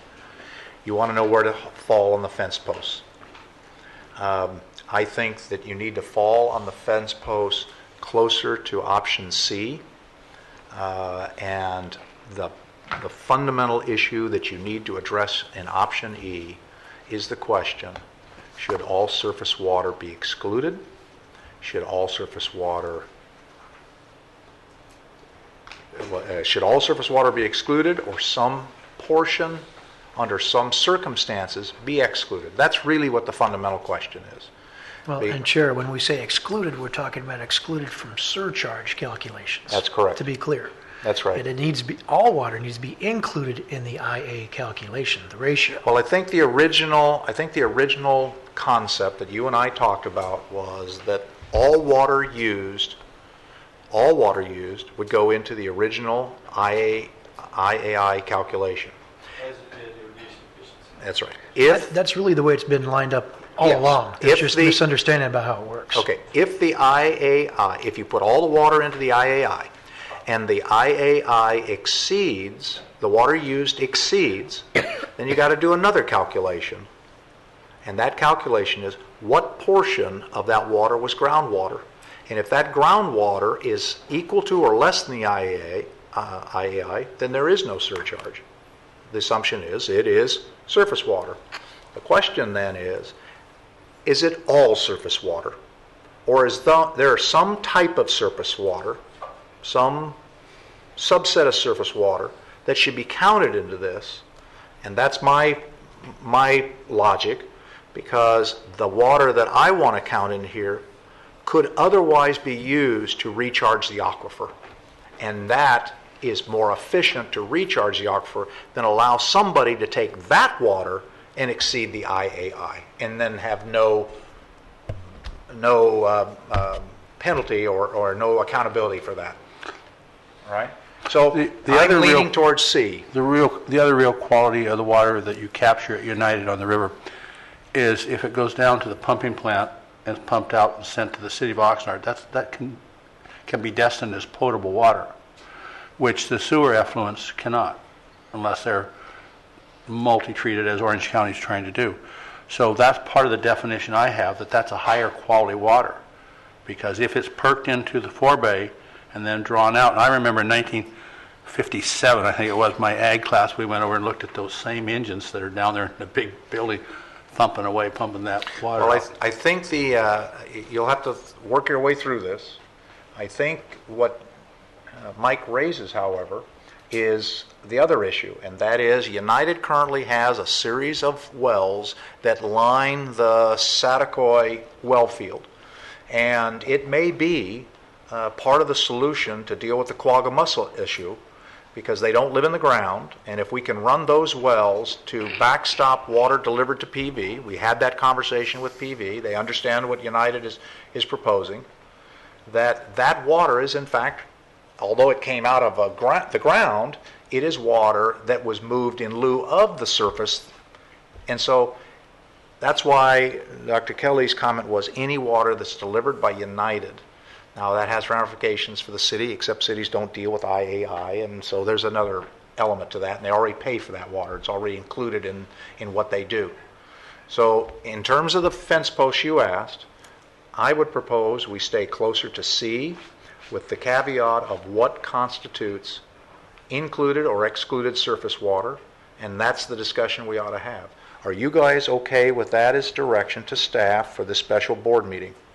Now, what Steve has added to it, let's add to it. What Steve has added to it is, if you go through that exercise, and in the process, either from the constituents or in your own creative head, or in one of our creative, because we're all geniuses, and they all know that, we come up with a better Plan D, we need to have that discussion at the special board meeting. And I think that captures what your intent is. Let's not limit this, but I don't want to have Plan C, D, E, F, and G. I don't want the smorgasbord.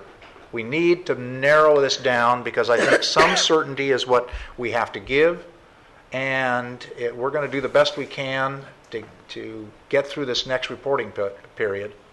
And I think January 11th board meeting on that issue I think would be appropriate. Point of clarification. What you're saying is we have option C, a variant on option C, and option C is where it's only groundwater that gets calculated for a surcharge. There's no counting the surface water. So the variant is there are going to be some components of some surface waters that can be added to the groundwater and subtracted from the surface water. And we'll have to identify those surface waters. And I would suggest for clarity, so there's no confusion with anybody. We have selection A, B, and C. They are what they are. Leave them alone.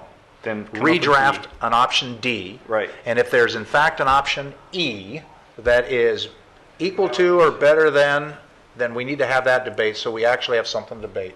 And I think, does that meet your request? Okay. Just a point of clarification on that. I understood yours to be sort of just backing away from IAI and looking at seeing if there's any other. That's not it. I don't believe that it's likely that anything like that would come up, but I also believe that there are just inherent flaws in trying to get IAI to work at this point in time. I'm just ask one question because I'd like to have it be out there in the public. It's in my head here. So. Let's say that your IA is 100, and if you could work us through with me. Let's say your IA is 100, and a groundwater producer, pumps 140, right? Goes over by 40, right? With option C, they would have a penalty on that 40 that they're over. Only if they pumped more than 100 of groundwater. That's what I'm saying. I just gave you that example. Yes. Their IA was 100. They only have access to groundwater. They pump 140, and they're going to pay a penalty for the 40. Right? Correct. Right. Now, a grower close to them does the exact same thing, pumps 140, right?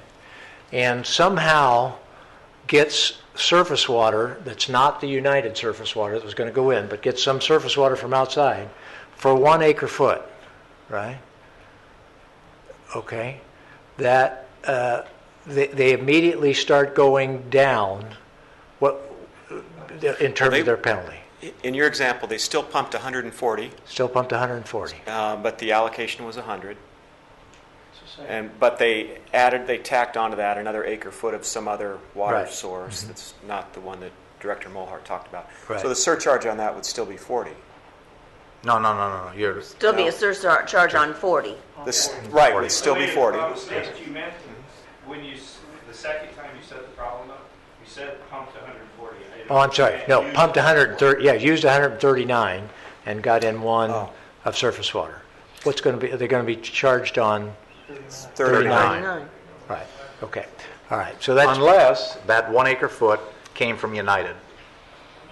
Well, the assumption was it wasn't this. He said it didn't. Yeah, it did. right. Yeah. Okay. Right. Okay. See, we could carry this on, and the analysis was raised earlier. If somebody recaptures their tailwater, I mean, are they going to end up paying twice for that? And the answer should be categorically no. No. So I think the goal is let's keep it simple. Thank you. Al, this is an action item. We didn't take an action. We gave direction to staff. Do we have to get a concurrence? Tell me what I'm supposed to do here. Well, there was discussion about continuing the public hearing on this proposed ordinance.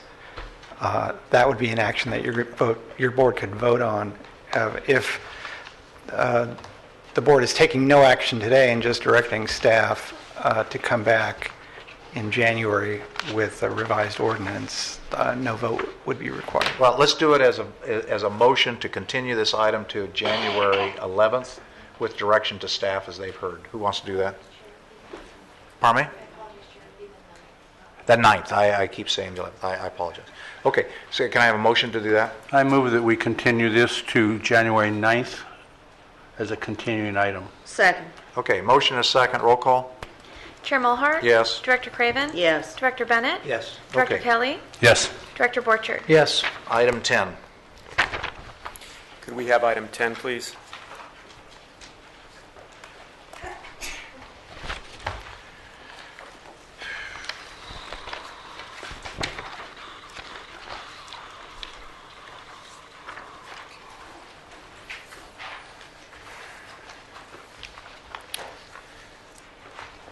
Good afternoon, Chair Mulhart and directors. For the record, Rick Birgutz, presenting item number 10 today, the proposed resolution number 2014-4, which would establish reporting requirements for water suppliers. So I have a short presentation. As you know, Emergency Ordinance E requires that agricultural water be allocated through the Irrigation Allowance Index program. For some operators, this requirement is new. They've never used the program before. Others have used it for some time.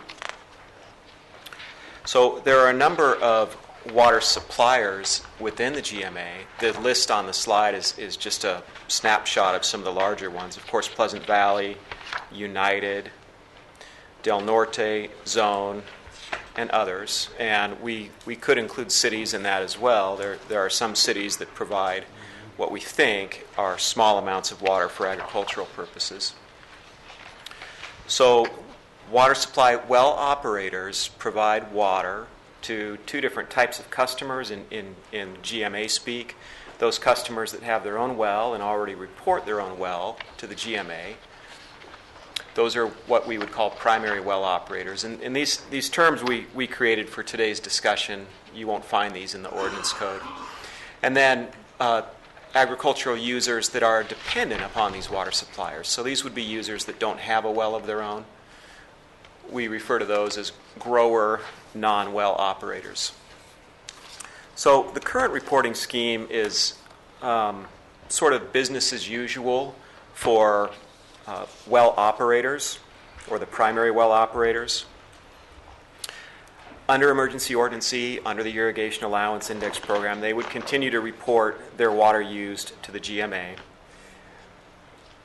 But for the water supply or well operators that serve the non-well operators, because the GMA doesn't have a relationship with those non-well operators, they don't report to the GMA. The GMA doesn't know necessarily who they are. The GMA doesn't need to know. But they do purchase water from water suppliers. In that scenario, under Emergency Ordinance E and under the Irrigation Allowance Index... Just a minute, Rick. GMA does know who those well operators are, theoretically. They're all registered. Maybe I misspoke. The growers that are not well operators. Okay. So some of the water supply or well operators in the GMA already report the Irrigation Allowance Index on behalf of their customers that don't have their own wells. Examples include Zone, Mutual Water Company, and Del Norte.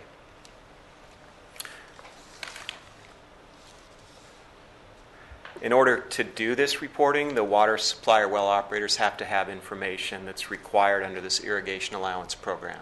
So they have to obtain it. They would need to obtain it from the grower, non-well operators. They'd have to get the crop type, the acres of the crop. The irrigation allowance would have to be developed. The total water applied would have to be determined. And I have the amount of groundwater used because we're talking about what that surcharge structure is. The list on the slide there is exactly what all the other irrigation allowance filers have to obtain. It would be the same for a water supply or well operator. Like the traditional well operators in the GMA that have already been doing this, water supply or well operators would need to start doing this under the irrigation allowance program. Now, they can do it under the aggregate for all their customers, or it could be done per customer. We're not specifying the level that they go to.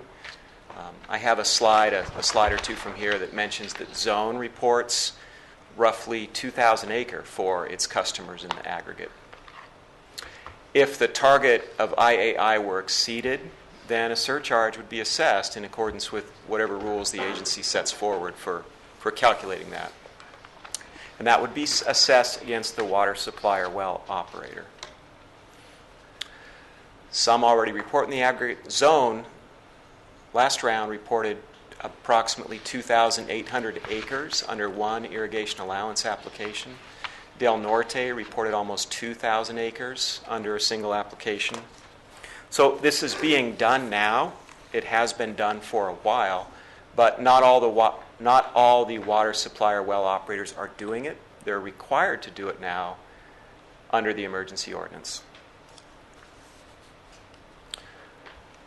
There are some concerns with the aggregate reporting. This is something that the GMA hasn't provided a lot of detail on. Essentially, the question is, at what point is the aggregate too large or too small?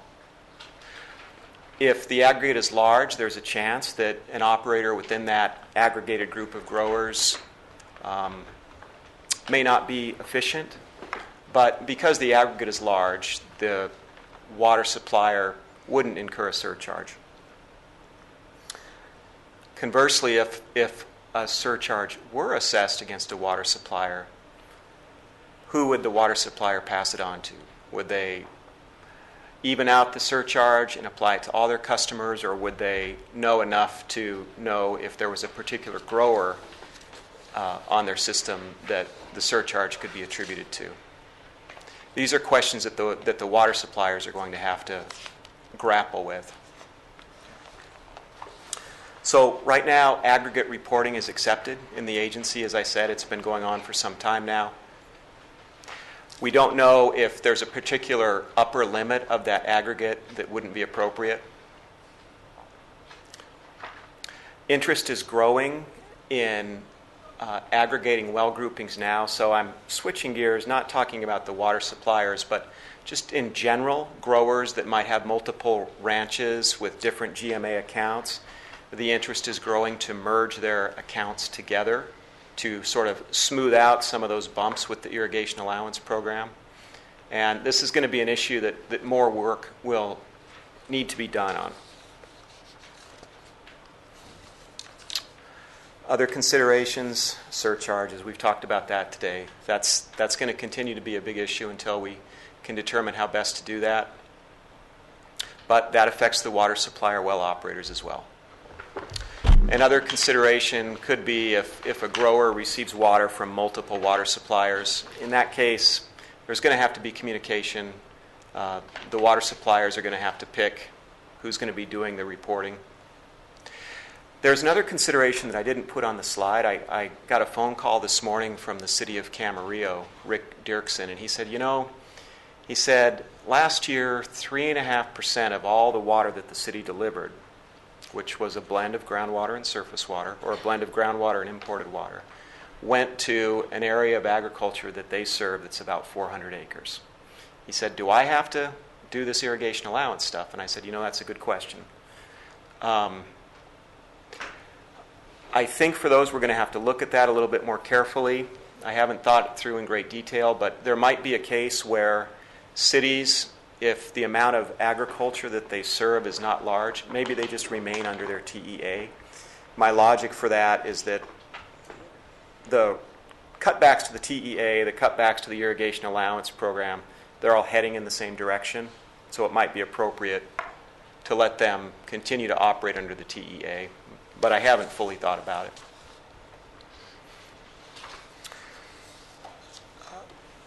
Final slide.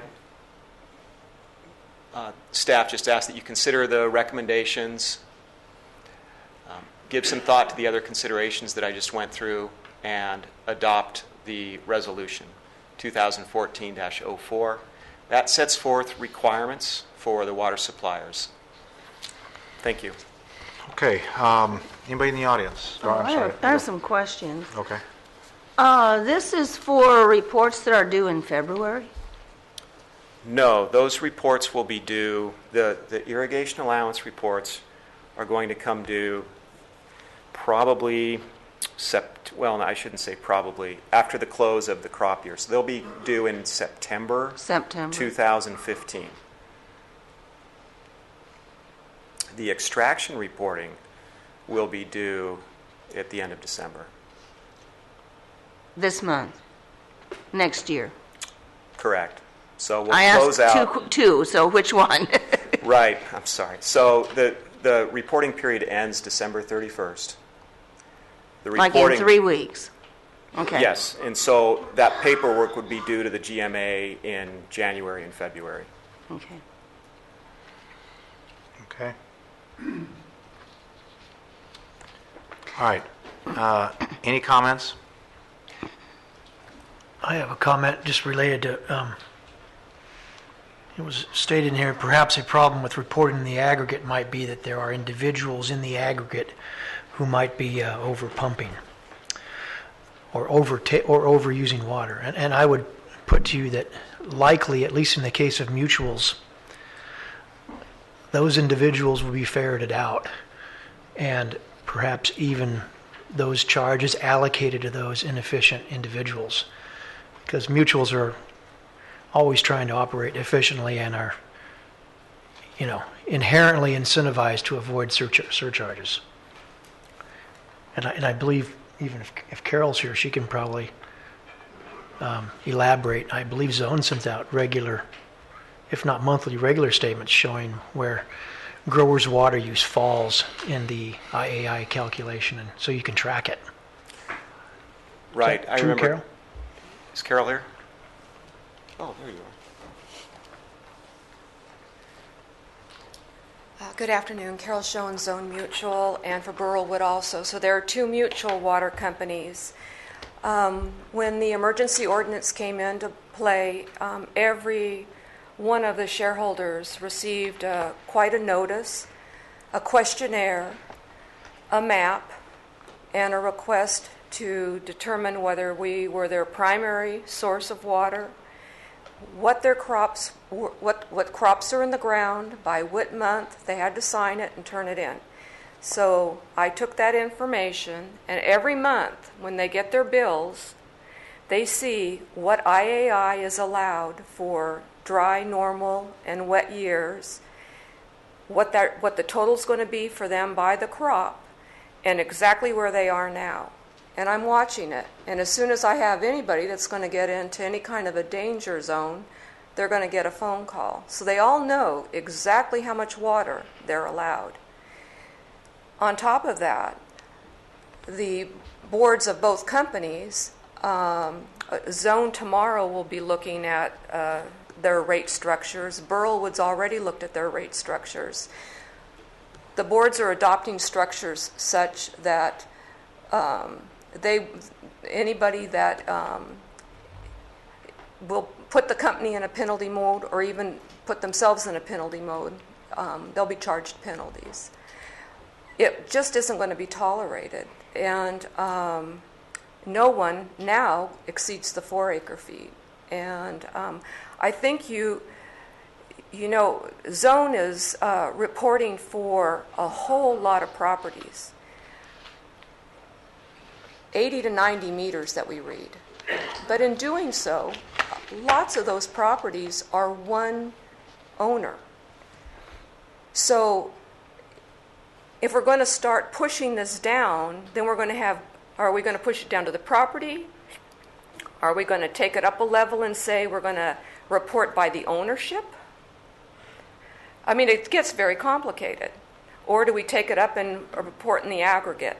But I can assure you right now that every single property owner knows exactly what they're allowed, and it's monitored. So we've all taken it to heart. Okay.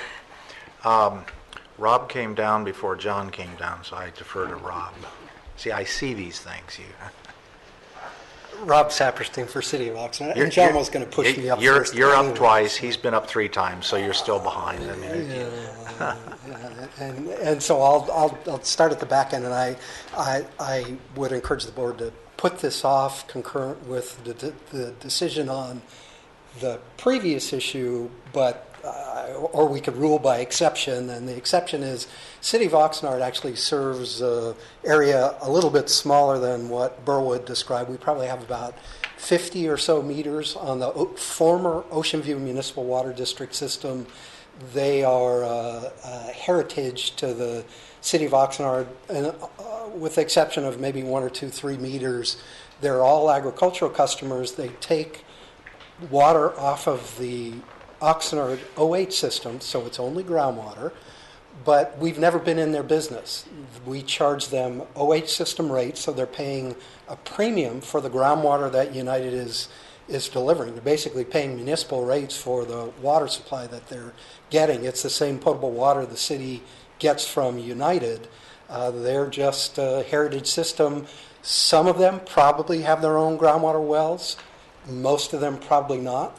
The whole point of this Ocean View branch of the OH system was to get those folks off of groundwater. They're closer to the ocean than PV is. At some point, if we need to, we can bring a map in here.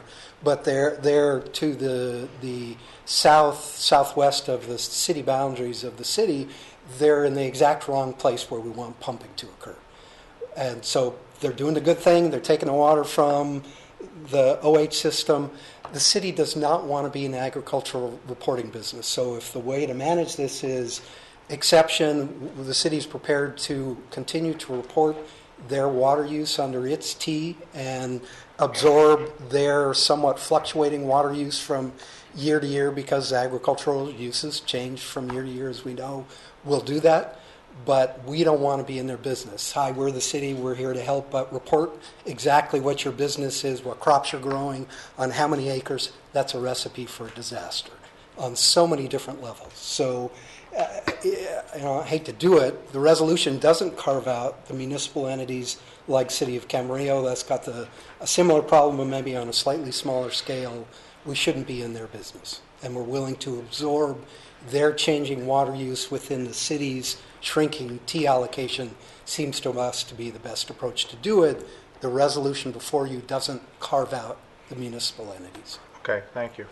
John? Good afternoon, John Matthews, Pleasant Valley County Water District. I know you guys hate hearing it because that's all lawyers ever do is say, well, let's put it off because we make more money. Let's put it off down the road or something like that. I think this, although on its face doesn't appear to be tied to item 9, I think in fact it is tied to item 9. Mm-hmm. And you put that off. I echo what Rob said earlier. These are critical issues, and I would encourage all of us to get together. I'm going to on these issues. Frankly, maybe it's my fault, but PV hasn't been asked about all these issues. This is amazing to me. I can recall one conversation back in May where we talked about this that you were at, and we talked about we're going to push it down at the growers. We're going to identify who the growers are, and then they can deal with it their own. That's really the last discussion we've had. I'll take some of the blame on that, but I'm offering now, as I did in my letter, I incorporate the comments I had in 9. We want to work with you, but we've written letters and said, come on out, let's sit down. We did that with Carol, and Carol was nice enough to come out and spend about 2 hours with us out in the PV with our accountant and our IT person, and I don't want to mischaracterize what Carol said at the time, but she kind of threw up her hands and said, you guys are weird. This is not going to work for you guys. And so, I mean, the resolution, again, is very simple, but you read things like sentence 3. The report may exclude those agricultural users who separately report their extractions to the agency. We've got growers in our district that are all over the place. They may be reporting, separately, but it still may not help Jeff's staff to decide, hey, those guys in PV are hiding from us. We want to help you identify those guys. It may well be that we have to make a larger ordinance change because right now I don't know that you guys have the authority to go in and go to that person and say, look, you haven't been reporting to us, but we know you're putting water on your crop on this, and we want to know the IAI on it. We're willing to work with you on it, but I would encourage you, along with Rob, that this I think is tied to 9, and I think you ought to continue it and have a long discussion with people to try and help us get something that works for everybody. Okay, thanks, John. Anybody else? Okay, members. I'd like to. Yes, ma'am. Yeah, let me jump in. Mr. Dirkson's call to this morning, and he's not here because he's meeting with Department of Health Services over some of our water right now. But at 5:15 this morning, I left a message on his phone asking him if he had read this particular item, and if he hadn't, to read it really fast and call me, and we could discuss it whenever he got in. And he apparently had called Rick first, and then he called me. Early this year, our city put a 20% requirement for people to cut back. We're at 17 right now. I don't know where everybody else is, but because he had some important meetings and Lucy's not here, I didn't have time to find out exactly how far down the farmers had gone. City of Camarillo serves 6 farmers who tell us that they do not have wells. They also tell us they're not getting water from any other source. So they are paying the same tiered rate as all of our residential customers. And when you get up to Tier 4, you're paying quite a bit of money for a small amount of water. We don't deal in acre feet, we deal in units, which is 735 gallons. And so you're paying quite a bit of money for each of those units. And the situation with most cities, I don't know about Oxnard and that legacy water company, but for Moore Park or for Ventura. But in Camarillo, we have those customers because the land has been approved or is in some stage of approval for development. And it's not going to last very long, we think. But you never know because developers sometimes change their mind and they get a project approved, and then it may be 5 years, it could be 10 years before that comes to fruition. However, they may or may not own the property, but they are leasing it or haven't taken it yet from the farmers. It's in a state of flux, and our farmland is getting less, as people hear all the time, because we have too much growth in Camarillo, as people say. But we do have these 6 farmers. We have never gotten into their business, as he said Oxnard hasn't. I doubt that Moore Park or Ventura has either, to find out what their reporting is. However, it seems to me that in these situations, having the farmers report directly here, just in case they are getting water from other places other than just us, I think you need to know that. I think that having them report to GMA instead of reporting to us, and us having to take this very, very small portion of our water customers and make the agricultural reports, I think the other situation would be better. Okay. Others? So Charlotte, what you're saying is that in your mind, for Camarillo would be better suited if those agricultural properties would do their own reporting. And Yes, and I think the same in the 4 cities that are part of this agency. Others?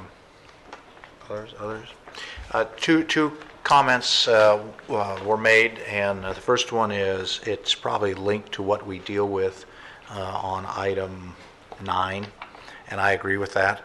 And so I would recommend that we were looking for possibly something else besides item 9 on the special board meeting. I think this is the item that we can work our way through. So let's, unless I hear objection, I think we need a plan on that. Okay. With regards to Charlotte's comment, I guess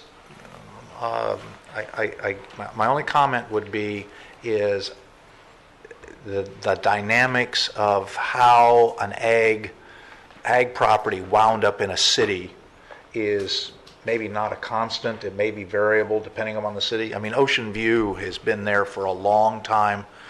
I was part of the Ocean View 4-H some 57 years ago. So I don't know anything about it. You don't know anything about it, but that's where my 4-H office was, or whatever it was we did as 4-Hers. Anyway, and I'm wondering if, and I see Rob there, I'm wondering if we have to actually basically say to the cities, it has to be reported one way or the other, and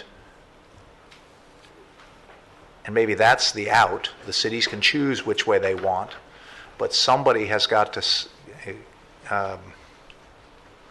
make sure no one's gaming the system on one way or the other. I don't know how you put that in words. So that's kind of what I'm thinking. Rob, you're going to address this issue, I know. You're still ahead of John, so there's no problems here. Rob Saperstein again, City of Oxnard.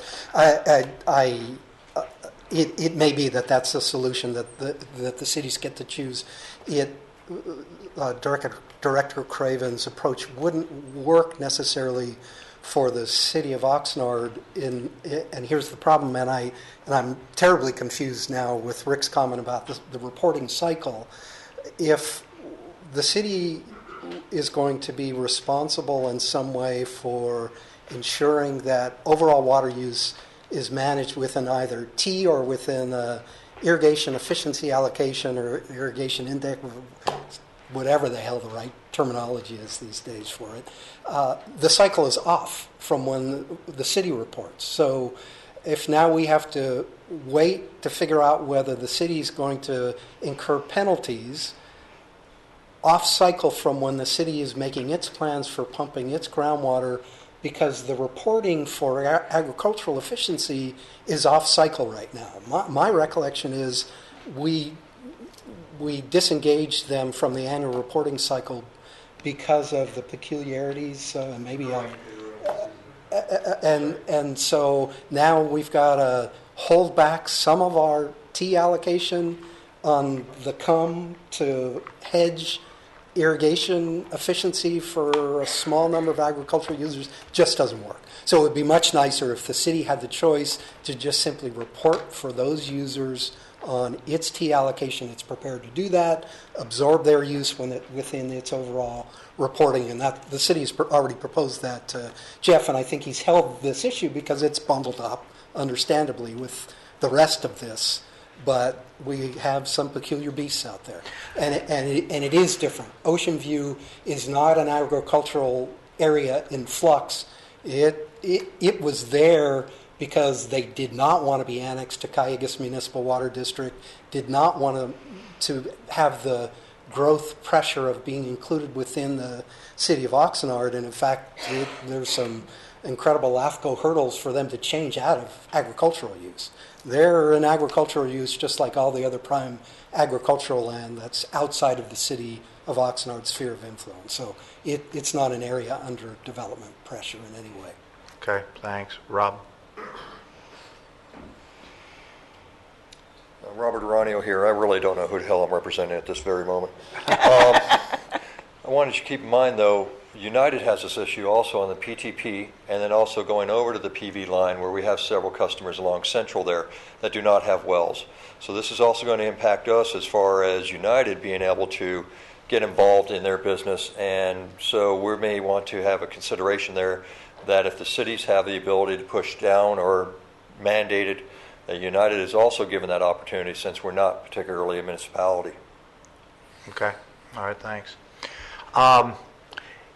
It may be that, I mean, we've heard what Charlotte has said about the city of Camarillo. We've heard what Rob has said and then, oh, here we go. Here, Ventura has some comments on it. Oh, gosh, here we go.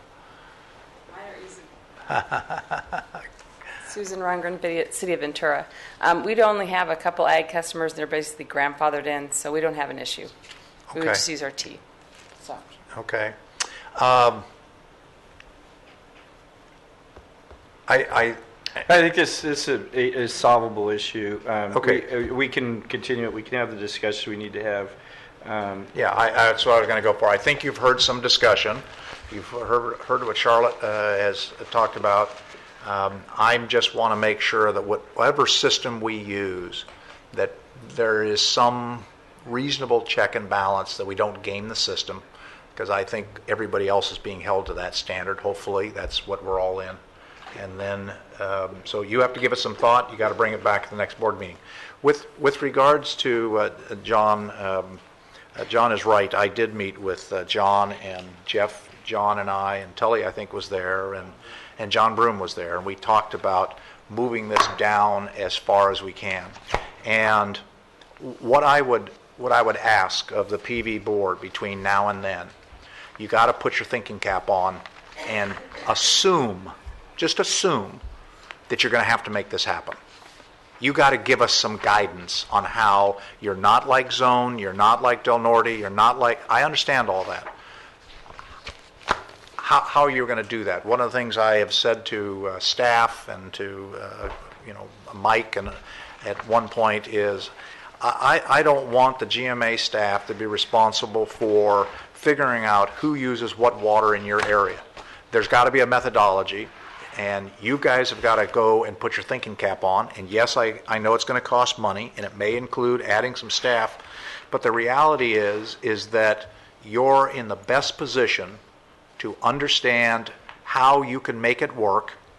There's enough computer guys out there. Sitting behind you is John's son. He's a computer whiz, as I understand it, and John's son is a computer whiz. Somehow there's a spreadsheet that somebody can build with lookups and drop downs and a whole bunch of stuff. And if that's what you have to retain to figure out how you're going to do this, somehow we're going to have to do that. I don't know any other way to do it. So I don't want you guys to wait until January 9th to say, well, we didn't know anything about this and we haven't thought about it. I'm asking you now to think about it, because I think it's something you're going to have to do. Oh, heck yes. Yeah. Face-to-face discussions, not Yeah, well, then set those meetings up with Jeff, but when you come to the meeting, I would hope that you guys come with some kind of scenario. Here's what we're planning, here's what we think will work. And I would accept the fact that if it's the first cut and you find out 3 or 4 months down the road, that was not quite right, and you got to tweak the system, I accept the fact it's a process. They're doing it in all the other areas, and I think you guys, that's one of the things we're going to have to do it at United for our own activities. So it's something we have to do. We got to account for where this water is coming and going. That hits that whole issue of discussion of moving, reporting, self-reporting up to an area that dovetails with all this other stuff. So I think we have to do that. As far as this is a motion item, and my recommendation, unless I hear otherwise, is that we should move it to the meeting on the 9th. I guess we need a motion. So move. And there's a motion. second. Second. Roll call, please. Chair Mulhart? Yes. Director Craven? Yes. Director Bennett? Yes. Director Kelly? Yes. Director Borchert? Yes. Okay. Item number 11, a motion. Move to receive and file. Can I ask Yes. staff a question? On item 11E8, page 1 and 2, are we going to be able to go back and recapture any missing assessments on that well?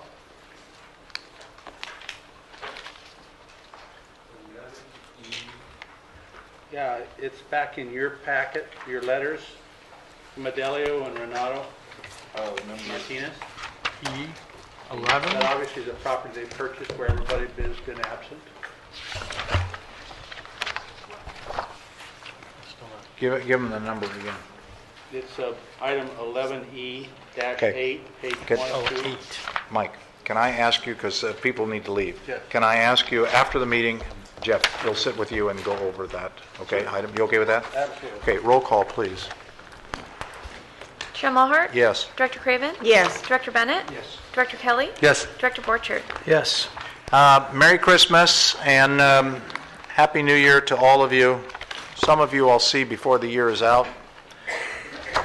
It is what it is. Okay, everybody. Meeting adjourned. It is what it is. You may not want to see me again. That's a hell of a way to end it.